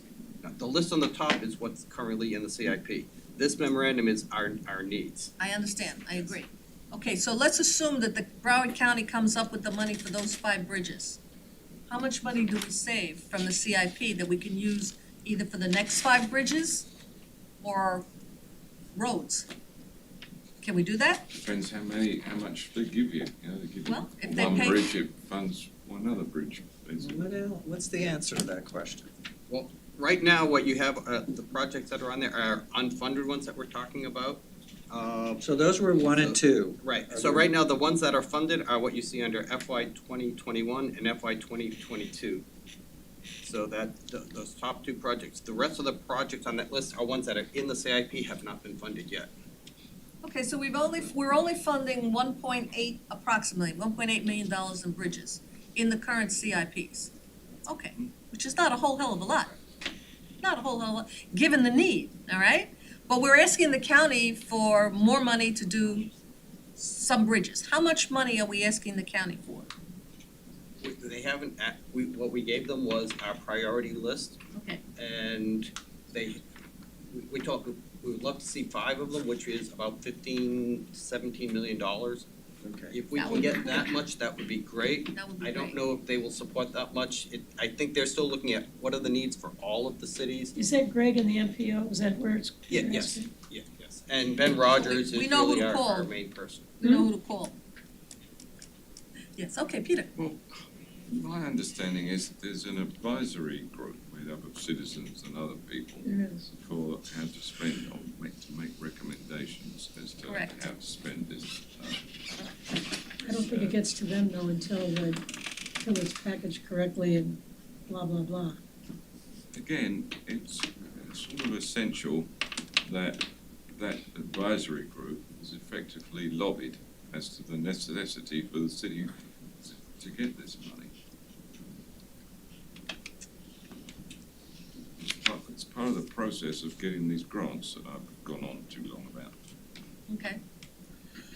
All right, I think we're getting closer on this. Who's responsible to, who's responsible to talk to Greg, talk to the committee in reference to trying to push us to the top? Ben Rogers is the main person who liaisons with the MPO for the city, from Transportation Mobility. Now, we support and we work hand in hand with them, but he is our main city contact for the MPO. So he's looking at roads and you're looking at infrastructure. Who goes first? No, we work hand in hand. Okay, good. I'm with you. Okay, so we'll move on to the next slide, which is sidewalks. This is where we've had a lot of challenges for many years now, just with cracked sidewalks, with upheaval from tree roots. And so we did an assessment several years ago that identified 106 miles of sidewalks out of 465 that need to be repaired or replaced. And part of that study was to look at how bad the cracks were, and they were categorized. And we have been working on that list for several years now. One of the big changes that did happen and the issues was a few years ago, I don't know exactly when, you can help me. July 2020. 2020 is when responsibility for sidewalks changed from being a homeowner responsibility to a city responsibility. So now all of these cracks and issues we're dealing with, the city has to fund. In all cases, not just because it was a tree upheaval or was a truck that went over it, flat out, It is a city responsibility unless the homeowner did something to damage. made it, Like their tree roots that No. came up and uplifted? No. Yes, no, I Not think on that's their correct. property? I No. believe that's correct. If the city can identify a tree on their property that has damaged the sidewalk, then the city will still go after the homeowner. I've I don't called one think in so. and they won't fix it if a tree on private property damages the sidewalk, Yeah. like Peter said. That's what I'm Well, saying. what else is gonna cause a damaged sidewalk? That's Well, just, it could be a this city is tree. contrary to what Alan just said. There's a lot of Sometimes the sidewalks trees- that if were it's a tree on damaged city by property. city trees in the swale. And so the city appropriately took care of that, but on trees on our own private property, it should be the responsibility of homeowners. I mean, that's the way it used to be. Yeah. But right now, I believe we are doing all the sidewalk repairs based on that. Also, a lot of them are being damaged by people driving cars or heavy vehicles on the sidewalks. Yeah. You know, you see that in, where you have driveways going out, and so we have been also dealing with those type of issues. You're never gonna have nice sidewalks and the city's not, infrastructure's not gonna look good if the city took the position, well, your tree caused it, we're not gonna fix it. And you're not gonna force the homeowner to fix it. Hence, we have crappy sidewalks. So the only way we have good sidewalks is for the city to take the responsibility. Safety and liability issues. But what about the Sure. liability? Who, city has the liability or the homeowner has the Well, liability? they used to say the homeowner, but it's a joke. The whole thing's a joke. It's like, Well, if I break my neck, like I'm stepping on this thing and I wanna sue somebody, It do I sue probably the would city be or the the city homeowner? because it's their sidewalk and they have to maintain it. It's in their right of way, but they should go after the homeowner to pay for that That's just fix. but they My don't do, opinion. they don't do that. it's just Peter? an It excuse not. depends, my understanding is it depends if the city was aware of the problem. If it can be shown that the city was aware of the problem, then you could have a case. Otherwise, you're expected to look out where you're walking. Well, That's- everybody is saying what they think it is, and I remember this, and historically and traditionally, we need to know what it, can we write it down somewhere? What is the policy, is the policy written somewhere? It is an ordinance, There's an ordinance. Jill has provided a Alright. lot of Yay, testimony Jill. All right, an in ordinance. these cases when people have filed trip and fall claims against the city. So she can probably talk smarter than anybody about how the policy is written and how it's been used over the last few years. Can you just send us a copy of that? I'd like to hear it. Oh, If you don't certainly, and then a copy, yes. Well, if you remember, we gave a presentation a couple months ago on the sidewalk and bridges.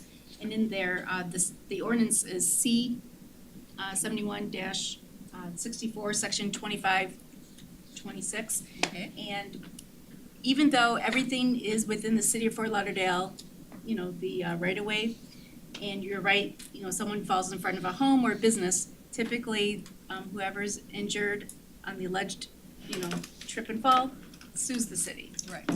So And that happens a lot, I And, imagine. and we go in, city staff goes in there with just the facts, and it's up to the attorneys to decide who's liable and who pays the damages. So out of all the sidewalks that we have been representing lately, they vary from cracks or vertical displacements or just something loose, but really, just my advice to everyone is just use due care, and it's really up to your, as a passer, as a pedestrian, to use due care to navigate on the sidewalks. But if the city attorney says, we're gonna settle, we settle.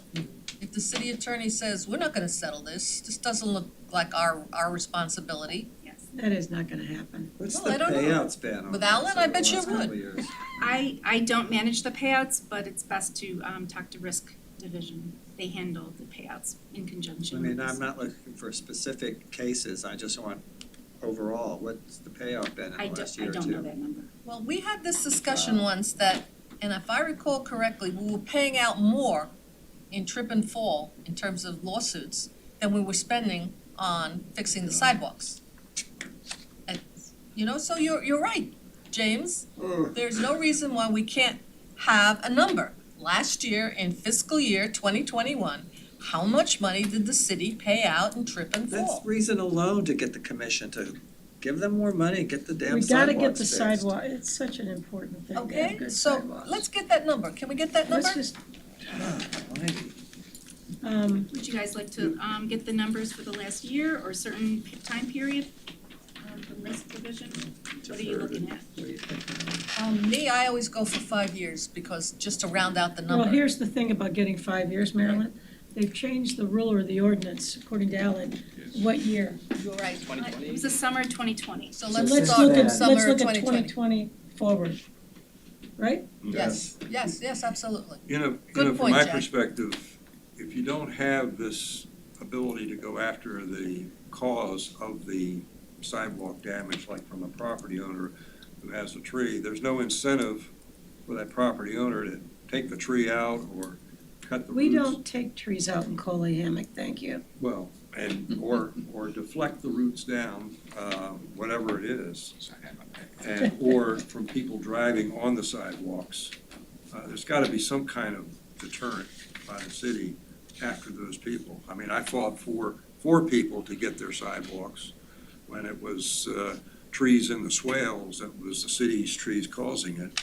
But on the flip side, it should be something that makes the homeowner, property owner responsible to not only fix the sidewalk, but take care of the cause. Well, but Ralph, the policy decision has already been made. Hence, you'll have commission- crappy sidewalks throughout the city. if we take Maybe, that but the position. policy decision has already been made in that ordinance that the city will Right. pay. Okay. And So we only, need it to- will only pay if the attorney agrees that it's not that it is our fault. If it's not our fault, they have to pay. So there really is an incentive, and the incentive is the attorney says, no, it's not our fault, it's your fault, you'll get it. What are we gonna do with this Okay. information as a board? We're gonna tell us, we're Make a gonna recommend recommendation to it, the city commission to increase the budget for more sidewalks to get. because they're paying Okay, out more perfect. money Yeah. in I just wanna make sure we get an losses end than they're result in this. paying in this. I mean, yeah, we've been here It's crazy. before, let's do it. Okay, moving along, sidewalks, we And, did and sidewalks. this is just the funding slide, which shows you get about $1 million for doing sidewalk repairs. Also, there is a That's new not project that TAM is, going to help to be funding for this next year for building new sidewalks, which is, we have a lot of places that they just don't exist. Okay, then where's that money coming from? Is that Broward County money? Is that Oh. penny sales tax money? It's not your money, I haven't seen it in New York. Impact fees? Where's the I money believe that one, I believe he's looking at surtax money for it. I don't know if it's been approved. I believe they are looking at surtax. Again, they're looking at the surtax money. I wish the priorities, Again, I wish the priority would be to have, if you had X amount of $1 million, I wish the biggest priority would be to repair the existing sidewalks and then add more sidewalk. You know what I'm saying? One of the issues with the surtax program is that it is not for maintenance of Capital. issues. It is to increase capacity of infrastructure systems. So as we're looking to do a bridge, you need to increase the capacity of the bridge. You can't just replace it. You can't just replace sidewalks that are broken. It's really the way it is written at the county is for building new infrastructure or increasing capacity. So that's And I know it's harder developers for have Fort to, Lauderdale to take advantage of it because we are built out a lot more than other cities. and I know that if you're building a new single-family home, you always have to put down sidewalk. Building anything, you gotta put down sidewalks. Yeah, well, I Yeah. guess, but I mean, they have to repair whatever. That 1.7 miles per $1 million, is that continuous and with one sidewalk portion?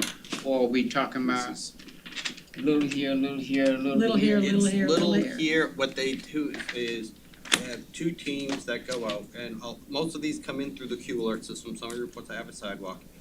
One team is being proactive, they'll go into an area where we have a lot of them, and they'll assess the area around it so they can knock out economy of scale, knock out a whole area in the city. The other team is strictly reactive to complaints that are coming in. And they bounce around a lot more. But they're the ones who are dealing with, like this picture that you see on the screen, that's a very serious tripping hazard, so they will try to respond to that quicker. Now, you'll also notice in here, we had a lack of funding in FY '21, so we have a backlog right now. And the time from when a complaint comes in to when the sidewalk is replaced is taking several months on average. Now, does that same team also handle potholes? This is a different contractor. Potholes are done with a crew that we have in-house. Okay. And you do very well. We call up to say it's a pothole, that it's done. I just don't know who to call, so I call Omar, poor Omar. Let me just give a plug. Any other- Just give a plug. 8,000 number, that gets it into the system the fastest. You can call. But better still, there's an app for that. Yeah, It's lot of called stuff. LoaderServe, Yeah. and it's, once you get used to it, it's pretty intuitive. Yeah. And it I'd like to have a little- bounces around on record, so. I'd like to have a little presentation on that at this meeting. LoaderServe? Yeah, How to use LoaderServe? yeah. There's a bit of the same problem with sidewalks as with bridges. The total amount required, I went back and grabbed the presentation Joe? from November. Yes. It's total amount required, 16 million. So they're always in arrears, That's what we have. in search of money. Oh, yes.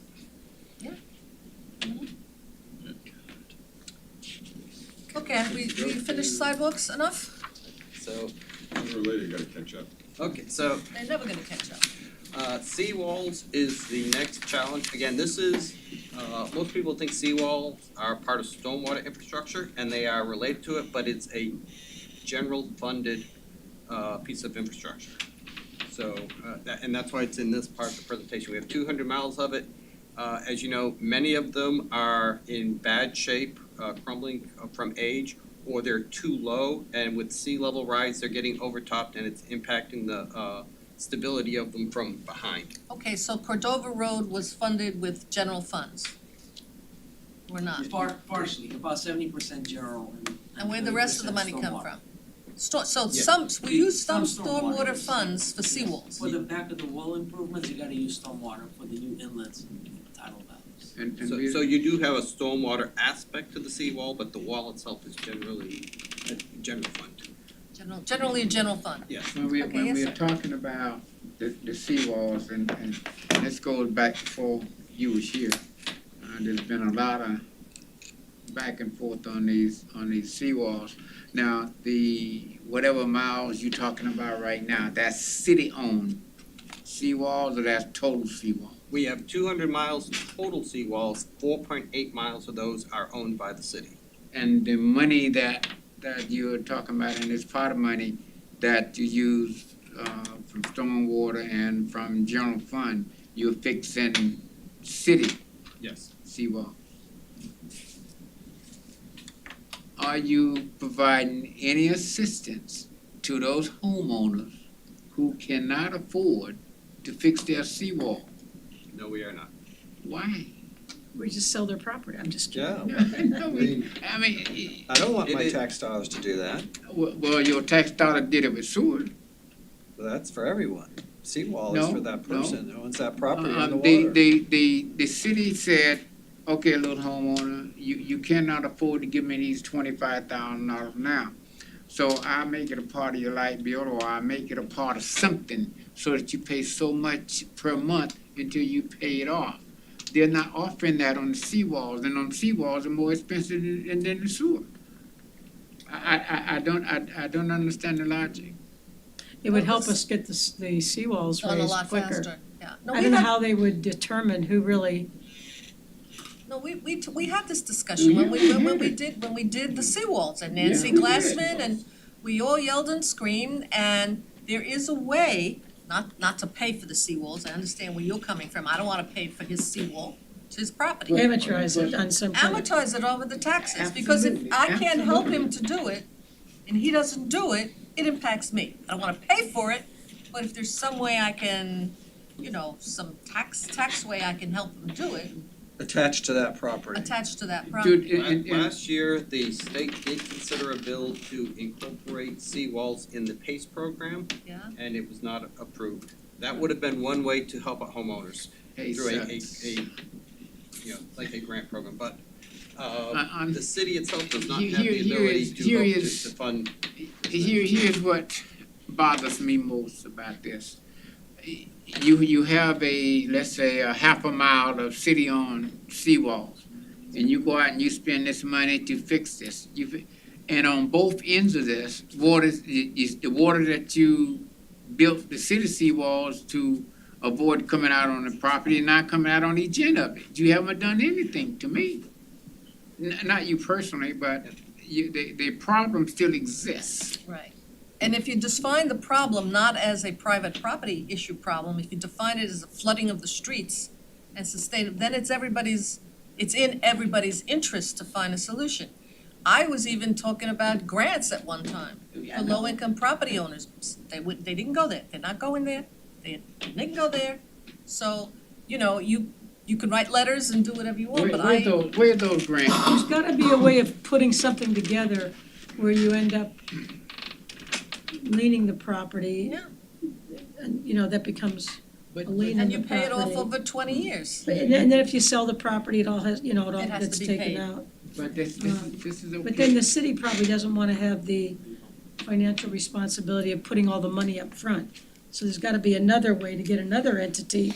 It's kinda like when you, what would be an analogy, when you Trust fund or don't pay your something. taxes, for example, and someone goes in and pays them, there's gotta be a way of doing it.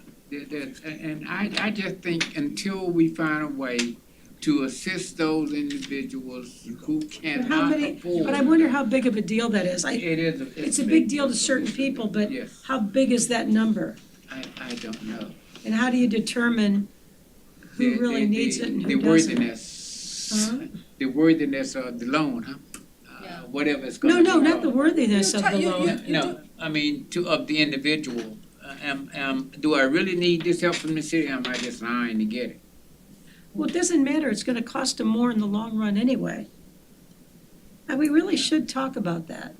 Yeah, I don't know, is it our we job? might want to We did. re-engage, We- but we we might did. want to re-engage, times change, we might want to re-engage in the discussion now that we're getting a little further down.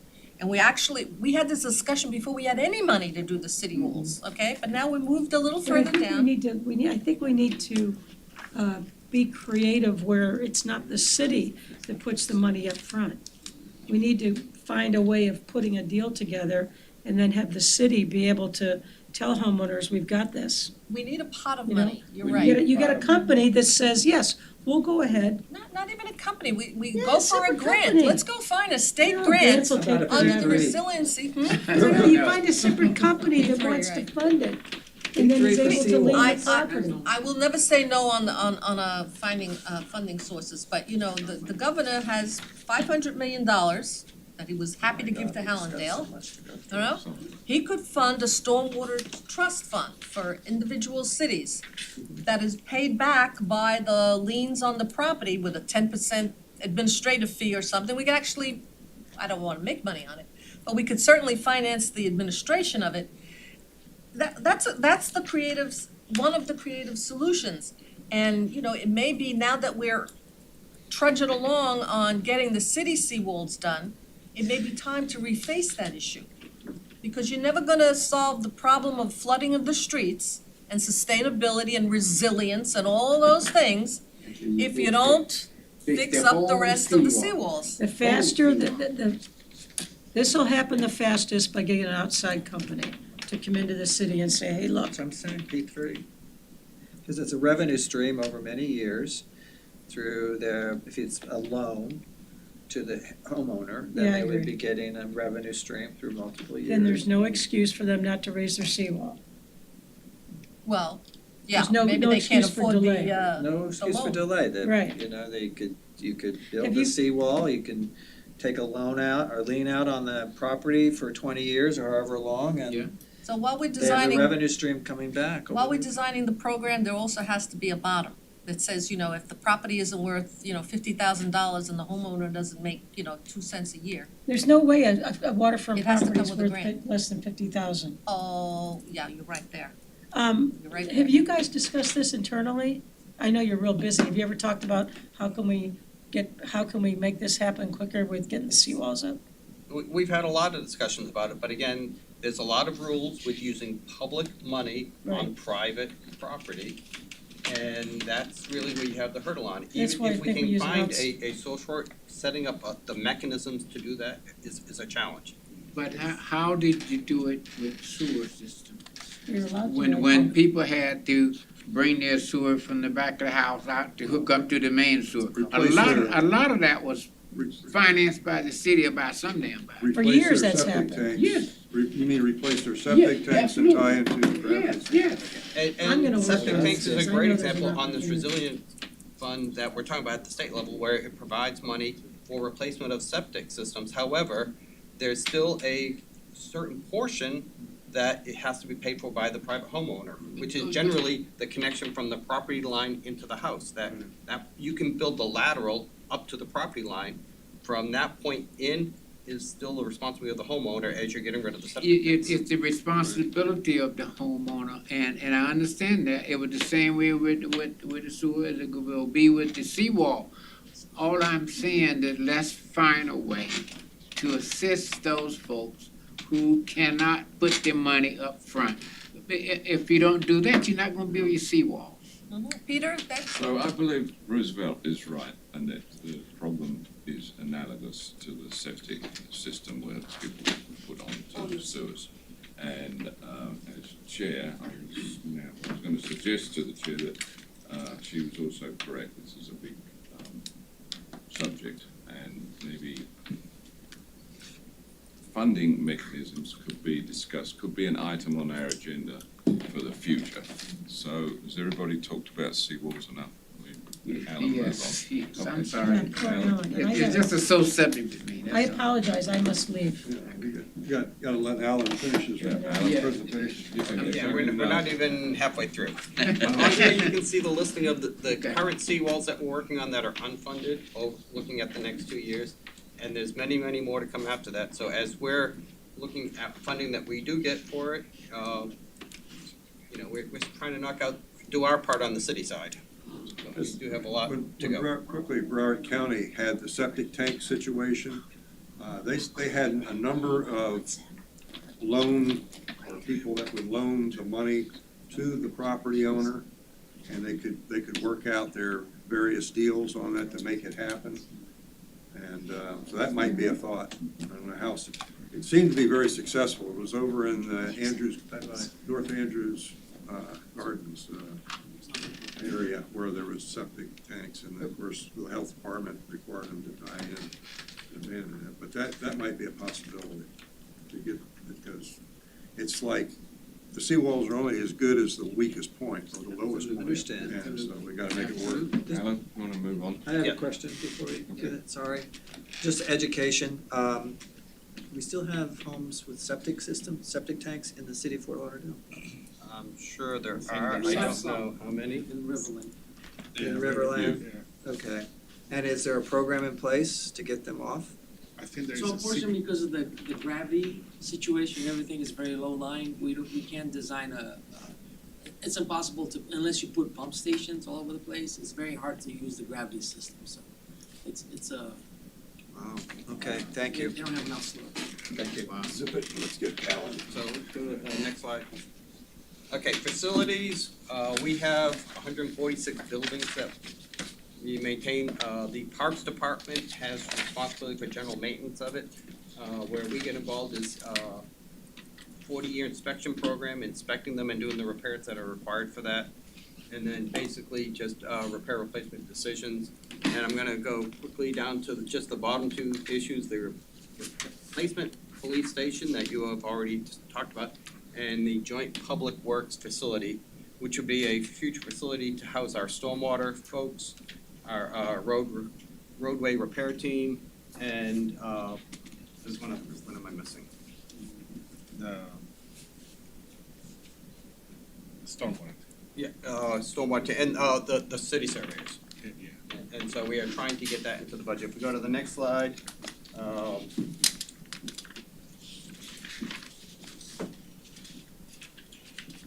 yeah, this one's a little simpler, but, because as I said, we're not building a lot of new stuff and the maintenance is done by Parks, but can we?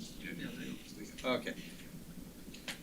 But we do have a number of requirements for, continuing that 40-year inspection program, doing repairs to the Parker Playhouse, and then the joint public works facility that we need general funding in order to build that. Right now, the stormwater team is operating out of a couple different locations, but they don't have a home for themselves. Did the commission put that into their priorities? I believe it is in the priorities, it's not funded yet. We have the wastewater portion, we have the stormwater portion, we still need the general fund portion, which is around $1.7 million in order to move forward with the project. So I'm assuming that the city manager is gonna put it in his budget, the next FY budget?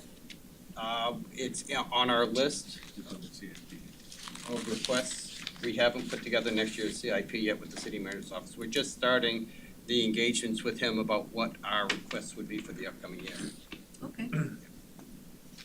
Could you explain to us why that's important to do, why you need that, so we can opine on it if we need to? Okay, so the stormwater team right now is parking their vehicles out at the CMS facility, which is up by the 5-ash water treatment plant, part at Plant A down here, and the Marie Pierce and the supervisor for it are working out of the 101 building.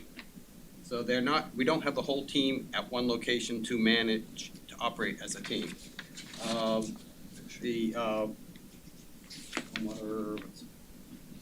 Road services team. Road services team is the same thing. Their vehicles are parked in one place. They don't, the person who manages them, Dane, works out of the 4th floor, so they don't have office space. They work out of vehicles because they don't have an office to work in. They don't have a place to keep their stuff. Okay, so would it be safe to say that by consolidating all of this maintenance in one spot, you're more efficient, you get more done, Yes, and we can advance these priorities quicker? yes. So why wouldn't we opine to the commission that in FY, 23 coming up? That we fund whatever needs to be funded to do this facility? I mean, that's what we're here for. I think it's on the, Kim, we have it on the future CIP, right? I can't remember which year. I think we have to go back and look at the CIP. We already have like 3.5 million or 3.8 million, so we need like 1.7 or something, right?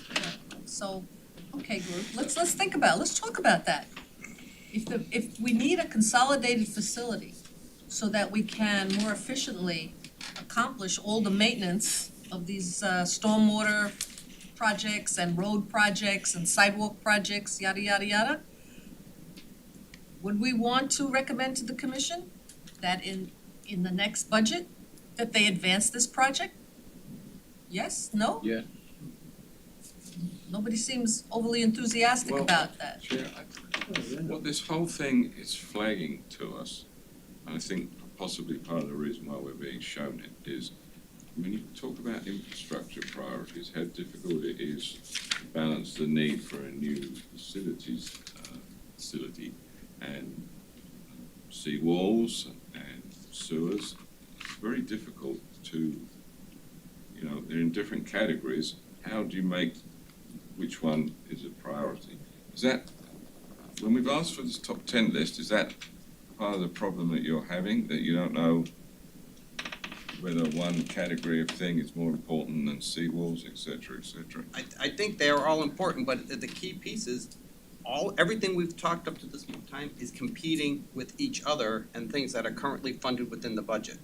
And we know that the city will increase a little bit on how much they make on income that goes into the general fund, but still, we are competing with everything. So what we're trying to convey to you is here's where we see the issues and the challenges.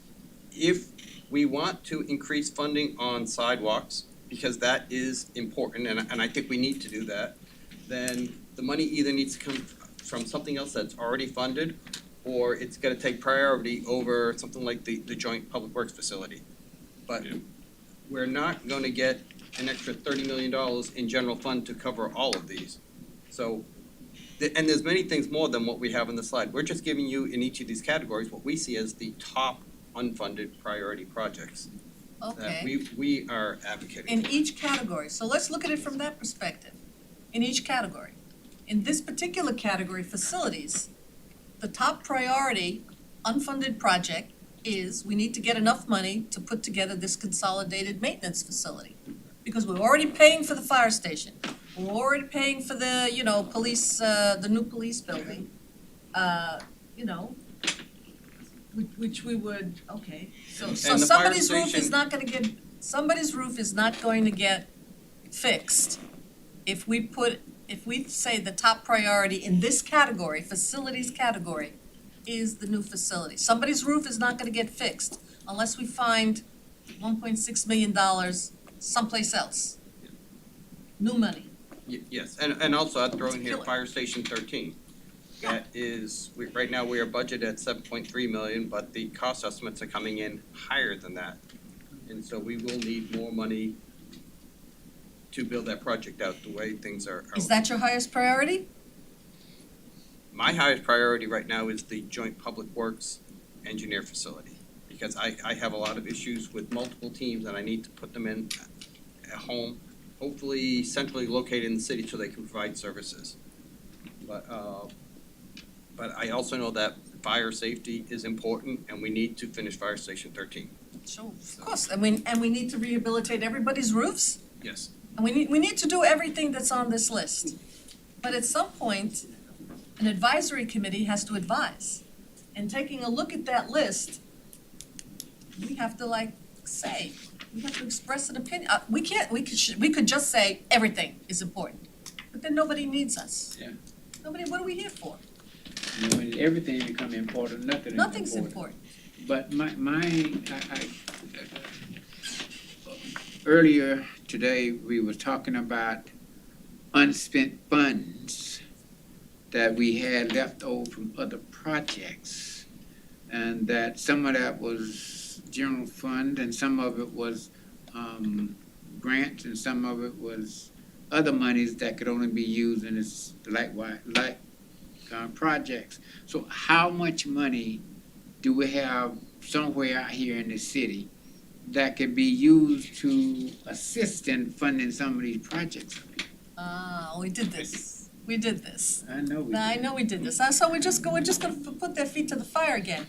Whatever is unused from a project gets subsumed back into that line. And it can only be, that's what they tell us, it can only be subsumed back into that line. So if we saved money on a bridge, it only has to go back to another bridge. But it's understood him to say, like when monies that the grant that they got, they no longer have to use the general fund because they got the 10 point or whatever $1 million. So, When we finish that project and we see how much money is left over, it will be, as part of the budget process, it will be reallocated to another project at that time. of In that like bridge. projects or any project. If it, within the same funding category. Right. So a general fund you can move the money into general fund. If it's a stormwater, it can only go into a stormwater, and likewise, if it's water and sewer, it has to go into a water sewer project. Where do you guys leave? Oh, wait a minute, Unless- you just said unless you general fund, hold on, you just said general fund. These things get funded out of the general fund. These are general fund, yes. Okay, but the stormwater project would be, it has to go back to stormwater. Unless you have a rationale like return on investment going on. No, let's not go there. No. No return on investment, all right. So let's go to the next slide. This And is we're very going hard. from simpler to probably more complex. The next one is just Oh, good, more complex. the undergrounding program, which there's been a lot of push on. We just got, there's two parts of this. We lumped it together, is increasing the number of street lights and getting to energy efficient LED lights versus the high pressure sodium lights. And then the second part on is the undergrounding program, which we've been working on for more than 10 years. We'll just jump quickly to the next one, to the next slide. But as we're doing this, we just funded and awarded a contract for the Los Olas undergrounding. We have a number of neighborhoods that are entering the process. Any community can ask us to start the undergrounding project, which basically is paid for through an assessment of the property owners. And there's a ballot that goes along with that. But I see more neighborhoods wanting to do that, particularly when we're dealing with resilience issues. And we are also looking at, the Parks Department is looking at a street lighting master plan for the city, and we will be supporting them on the recommendations that they bring forward to improve street lighting, because it's directly related to public safety, and the police can tell you how important it is having good street lighting in some of these neighborhoods. Can you put an LED light in the existing poles, or you gotta go whole new? It depends on the type of pole. They can swap out the head in some cases. In other cases, because you're changing the type of lighting, based on the photometric survey, you may need the poles in different places, the spacing between them and how That the might be lighting is different. provided. So it depends on the type of head you use and the condition of the pole to do Yeah. the work. But it is a city policy to go over to LED as much as possible to save energy. LED it saves energy and it's more environmentally friendly. Yes, sir. But the undergrounding is not a demand on the general fund, is it? No, that is paid for through a special assessment. It is a requirement of staff time to manage the process, because you have to go and do the easements, figure out where it will all go, get a consultant on So board. that staff, But it's still a program that we manage. you don't build that staff time into the total assessment? Oh, no, it is paid for through the total assessment So when we get it's to that point. self-funding then, theoretically? No, it's not a funding issue, it's a capacity issue. It's As we're time, trying to, time. it's time and staff availability. Uh-huh. As we are trying to move towards that, because it gives you a better, more resilient I solution. understand. You're replacing a lot of power lines that have been here for 20, 30 Yeah, years okay. and are old and outdated. But it's something we need to do. Makes sense. Okay. Okay, so let's go to the next one, and this is stormwater, I believe, next. Okay, so I think you all have had many briefings on the stormwater master plan. Originally had 7 neighborhoods. We added in Melrose Manors as the 8th neighborhood, and we're moving forward on all of them. And I think you're probably more aware of the stormwater issues that we have in the city than anything else. But I'll just jump to the next slide. But wait a minute, okay, before you go jump back. to the next slide, go back. All right, so now we have eight neighborhoods. We have 8 neighborhoods, 2 are in construction right now. The 5 are in design, and the Melrose Manors is out for solicitation now to begin the design on it. Okay, and we've been using what money to do that? Because we didn't pass a $200 million bond yet. We did not pass a $200 million bond yet, and you can help me a little bit. They did fund, I believe, $55 or $60 million, and I'm not sure exactly how the funding was, and they're Was getting that ready the to do. $70 million loan that we took out, a $70 million loan? Yes, that's probably was it. And then they're getting ready to do the $200 million bond. Because Yeah. that's on the agenda, the $200 million bond. This $70 million loan, is that coming out of the general funds?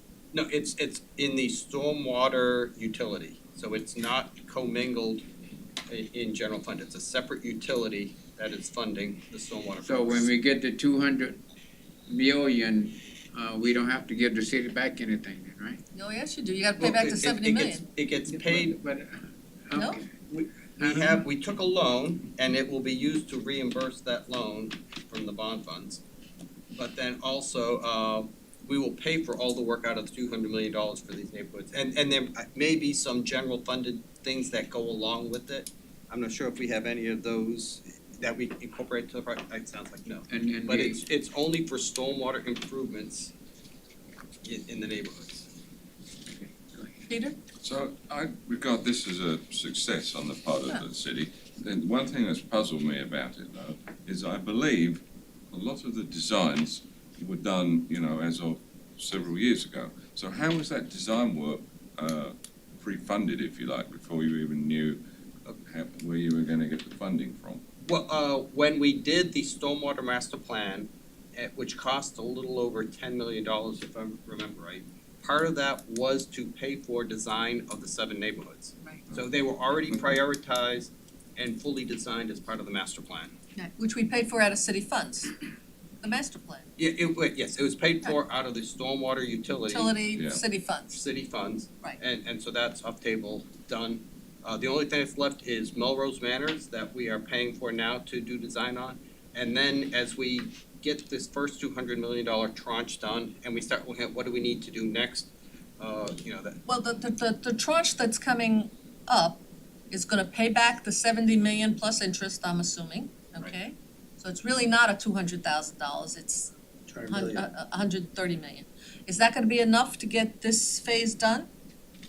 Based on the pricing that we saw in the first 2 neighborhoods, Uh-huh, we believe so. We won't know until we actually bid them out, okay, but that's the we've plan. gotten very good prices up to this point in so time. that's the plan. Yep. All right, when is that coming up, that first 200 million? Do you know when they're actually gonna? We've got authorization. We can go forward and start moving towards the bidding. The city is able to float the funding to allow us to move the project forward in all of these neighborhoods. It's more a matter of staff capacity to manage that much construction at one time. Okay, Roosevelt, did he answer your question? They're gonna pay back the 70 million. Yeah, I didn't like his answer, but that's, Okay, I mean, I'm assuming he's telling me the truth, so I gotta accept it. okay, moving along. Okay, so let's go to the next slide. And this is basically just laying out some of the other projects and the approximate cost for each of those neighborhoods. All right, so these neighborhoods are never gonna see this work done until we finish the previous 8. We just got a big grant on this. These are part Sure. of those neighborhoods. Is they all part of them? Yes. So I don't understand what this means. It means, is you saying they're currently funded only if we raise the 200 million? Yes, Okay, yes. Okay. Once we get that money, then they are then these are the funded. guys. Right. Okay. Okay, if we can go to the next slide.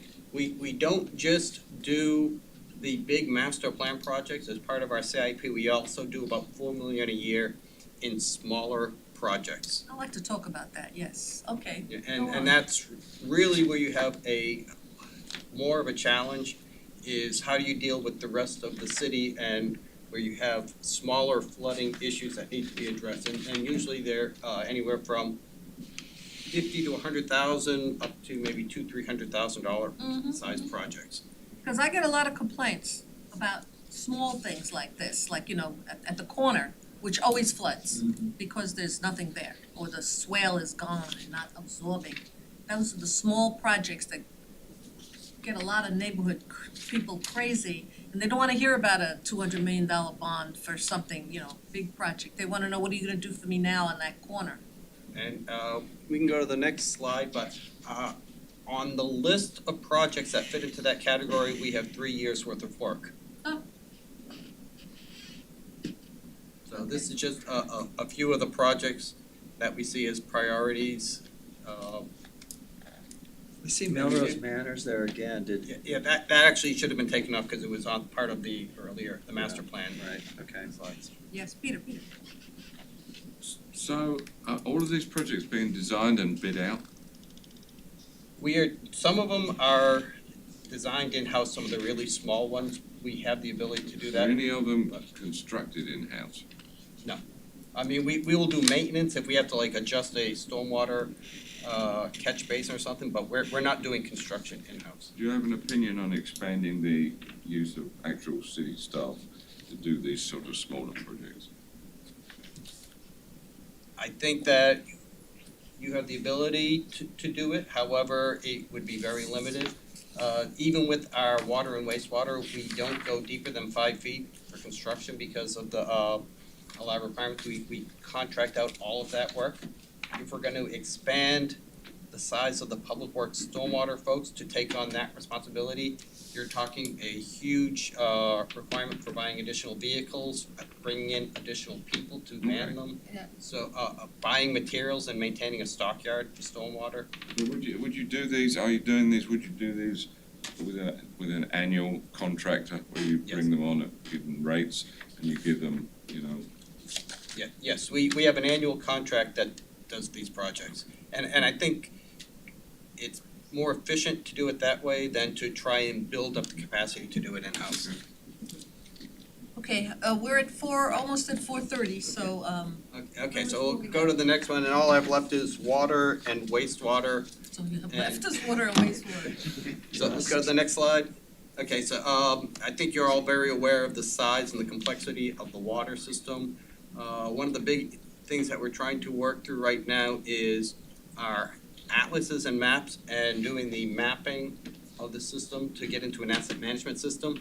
That will give us better visibility on where we need to be going as far as projecting future needs. Right now, we're still doing it based on the old ways of doing Okay, this. about 6, 8 months ago, we talked about this. Yes. And you were getting a consultant to do the mapping. Has the consultant come on board? The consultant is not on board. Ah, We had some issues with the solicitation, and so we're working through that right now, and that's kind of all I can talk about that issue at this time. Is this mapping like computerized, digitized? It'll be a GIS digitized map that goes into the asset management system, and then all of the operators in the field will be able to pull up when they're doing locates and trying to open up the ground and it'll look at the valves, everything within the system. And actually, I think you're gonna get a presentation on that. And computer analysis too on pressures and flows as they occur Yeah. and farm flow capability. It'll be tied into the entire SCADA system as far, so we'll be able to see how water flows are going. Outstanding. So if we go to the next slide, and I won't give you, this is just a laundry list of projects that have been completed in the past 6 years, and it's probably a partial list, but I included that in here. If we go to the next slide, what you have here is a listing of currently funded projects that we have, that we're working right now, and unfunded projects that are in future CIP years that we feel are very high priority. And this is just a small number of the total lists that are in the CIP when you actually open it up. But these are the ones that we think are particularly important that we keep on the funded list in future years. so what are the items on our agenda? Actually, you'd be happy to know that we're hitting a lot of the items on the agenda in this. The smart meter project. Right. Smart meter project is not funded. Why not? I thought that was a priority. It is a priority when we go to do it, and Suleiman Ushtani here is gonna give you a presentation on that. It will be funded through a different way, but right now, we do not have $30 million sitting in the bank to pay for So it. we're gonna have that presentation at the next meeting? I do have it for the day. I don't think we're gonna make it, I think we're gonna have to defer. We can do it in the next one, Yes, but please. right now, it's on the unfunded list. Not that we don't want it, it's just it's 4:30. We just have not funded it yet because we're not at the point yet where we wanna Okay. commit them, but I think they're going through basically a loan program, and then it will be Be paid good, for with. be good to know if we're not gonna put it on the priority list, on the 10 top priorities, it's only because there's money somewhere else, so we're working another deal. Are you gonna be talking about the cost savings associated with it, AMI? A little bit, but how much in detail do you need to go into that? Well, I don't know, there's how much do meter readers, what do they charge and what do we pay them? I think right now, the savings that is being projected is that the city currently pays about roughly about $500,000 for manually reading the meters. So that's gonna be potential savings, but then also like for the revenue water loss, because these meters are going to be an advanced technology meters that's gonna read it more accurately, the use of the water, and then it's going to capture all that water that is being lost currently that is not being captured. And that's over the next probably 8 to 10 years, that's where you're gonna see the revenue and then savings generated, like how you do it. That's gonna be a lot of good PR to sell that, cause people are gonna scream if Of they course. find out their Well, water. because they're getting water that they're not paying for right now. Plus, we'll have the ability to turn meters on and off Yeah, remotely. that's gonna make everybody happy. Okay, Okay, Next so time, last all one right? is sewer, and again, you all are very familiar with our wastewater system and the size and the complexity of it. And I'll show you a slide in a little while on how much has happened, but I think that there's been a lot of progress made, particularly on the force main systems. If we go to the Yeah, next, but let me ask you a quick question before we Yes. leave this. There was a major sewer break. Yes. In downtown, about a month ago. And there was a boil water, that was a water. oh, that was a water main That that was a broke. water main, you're talking 450 Los Olas, Yeah. and they were under a precautionary boil Boil water water notice for like 18 3 days. weeks? Yes. Yeah, what was the story there? Okay, so we had a break that occurred, it was when we had that extreme cold spell, and because of the way the pipe system is designed in that part of the city, they're dead-end pipes. So So once it the froze. pressure dropped down below 20 PSI as they were repairing the break, you have to in place a precautionary boil water notice until you have 2 days with of clean readings. And so we started testing the following day, and they flushed the system, and we just couldn't get a clean reading. With the dead-end pipes, it's hard to get the water flow to get the bacteria out once it's in there. But what broke the pipe? It was a brittle pipe that broke. There was more than a dozen pipes that broke that week. And whenever you have very cold weather like that comes in, the system doesn't react well to it, particularly in older pipes, and we have an increase in broke pipes. So you're telling me that in Florida, the pipe broke because it froze? Yes, with cold metal pipes and contraction and expansion, that's, It didn't freeze. the pipe That's didn't not quite the freeze, right word. but All the right, so cold tell weather. me, explain to me, if it didn't freeze, what happened? I mean, people, Coefficient of expansion. Yes. it expanded and contracted and it was brittle and it And it broke. gets brittle and it breaks. I would like to explain this to people and, you know, and that's what I need to know. It didn't froze, it was contraction and expansion. But we That's can reasonable. show records, every time we have one of these cold spells in South Florida, we have a huge uptick in the number of breaks that occur in the water Yeah, pipes. well, you know, again, and we say this all the time, because I listen to the newspapers, I listen to my friends and complaining, I go on meetings and people are complaining. That's a perfectly good explanation, but they would say, oh, they told us it froze. Nobody believed it. See, Yeah, it's a question of getting the right information out better communication. transparently. Yes, Peter. And again, it played into the narrative that the city is approving developments without adequate infrastructure for them. And the real story, the lesson from this one is, maybe we shouldn't have these developments where there's a dead-ended water line, because we see the repercussions of that. The water line was fixed in, 48 hours or something. Right. And it then took 2 weeks to get good results because of the way the lines Right. were configured. But in defense of the city, they have a, correct me if I'm wrong, a program where they are looping the dead Being ends the dead ends. to make that, to get rid of those dead ends, so that it's not only pressure, but the quality of water gets stagnant. So that's a priority. And it is in here on redundancy and how the system is designed. The question is, do you loop pipes, which is basically just creating a second flow path to go around, before you are replacing high-risk pipes, old brittle pipes? Which is And the priority. Which one is Mm-hmm. So when you replace it, Yeah, no, really, and how much money have you got funded for the looping program? Probably nothing.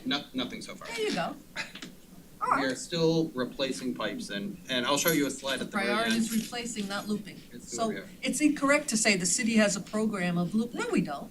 We have an aspiration to do that, but we have no program, we have no funding. Okay, well, like Alan said, you don't wanna spend money on deteriorated 50, 60-year-old pipe that's gonna be replaced anyway. anyway, sure.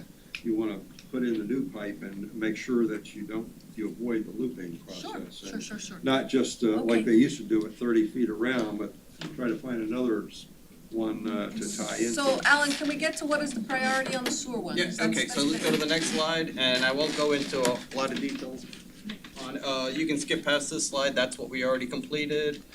This is the listing of what's currently funded and other unfunded priority projects looking into the future years. And these are all included in our CIP for future FYs. So let's look at the two top ones on unfunded. Two top ones in unfunded, that's I&I, isn't it? Yes. Anything that says sewer rehabilitation like that, well, those top three are pump stations and some I&I. Gravity sewer rehabilitation is an I&I. The top three are pump station, Yes. B11, gravity sewer rehabilitation, so it so it's is, not I&I, it's a pump station. it's both in this case. It's the pump station and that basin that we're trying to rehabilitate. It's the whole basin. Okay. Why isn't that the priority for us? Shouldn't we be saying that that's the priority? Yes, that's why it's on this list. Okay. There is easily another 60, 80 projects that are on our listing of CIP projects. These are what we're saying are priorities. Okay. That's what we asked you for, the top 10 priorities. Right. So from this list, or from all this work, we're gonna get a top 10. This is your top 10 for sewer projects. Okay, well, we can't And have we can't have a lot of projects. We talked about giving the commission a list of top 10 priorities. It can't be everything. We have to make some choices.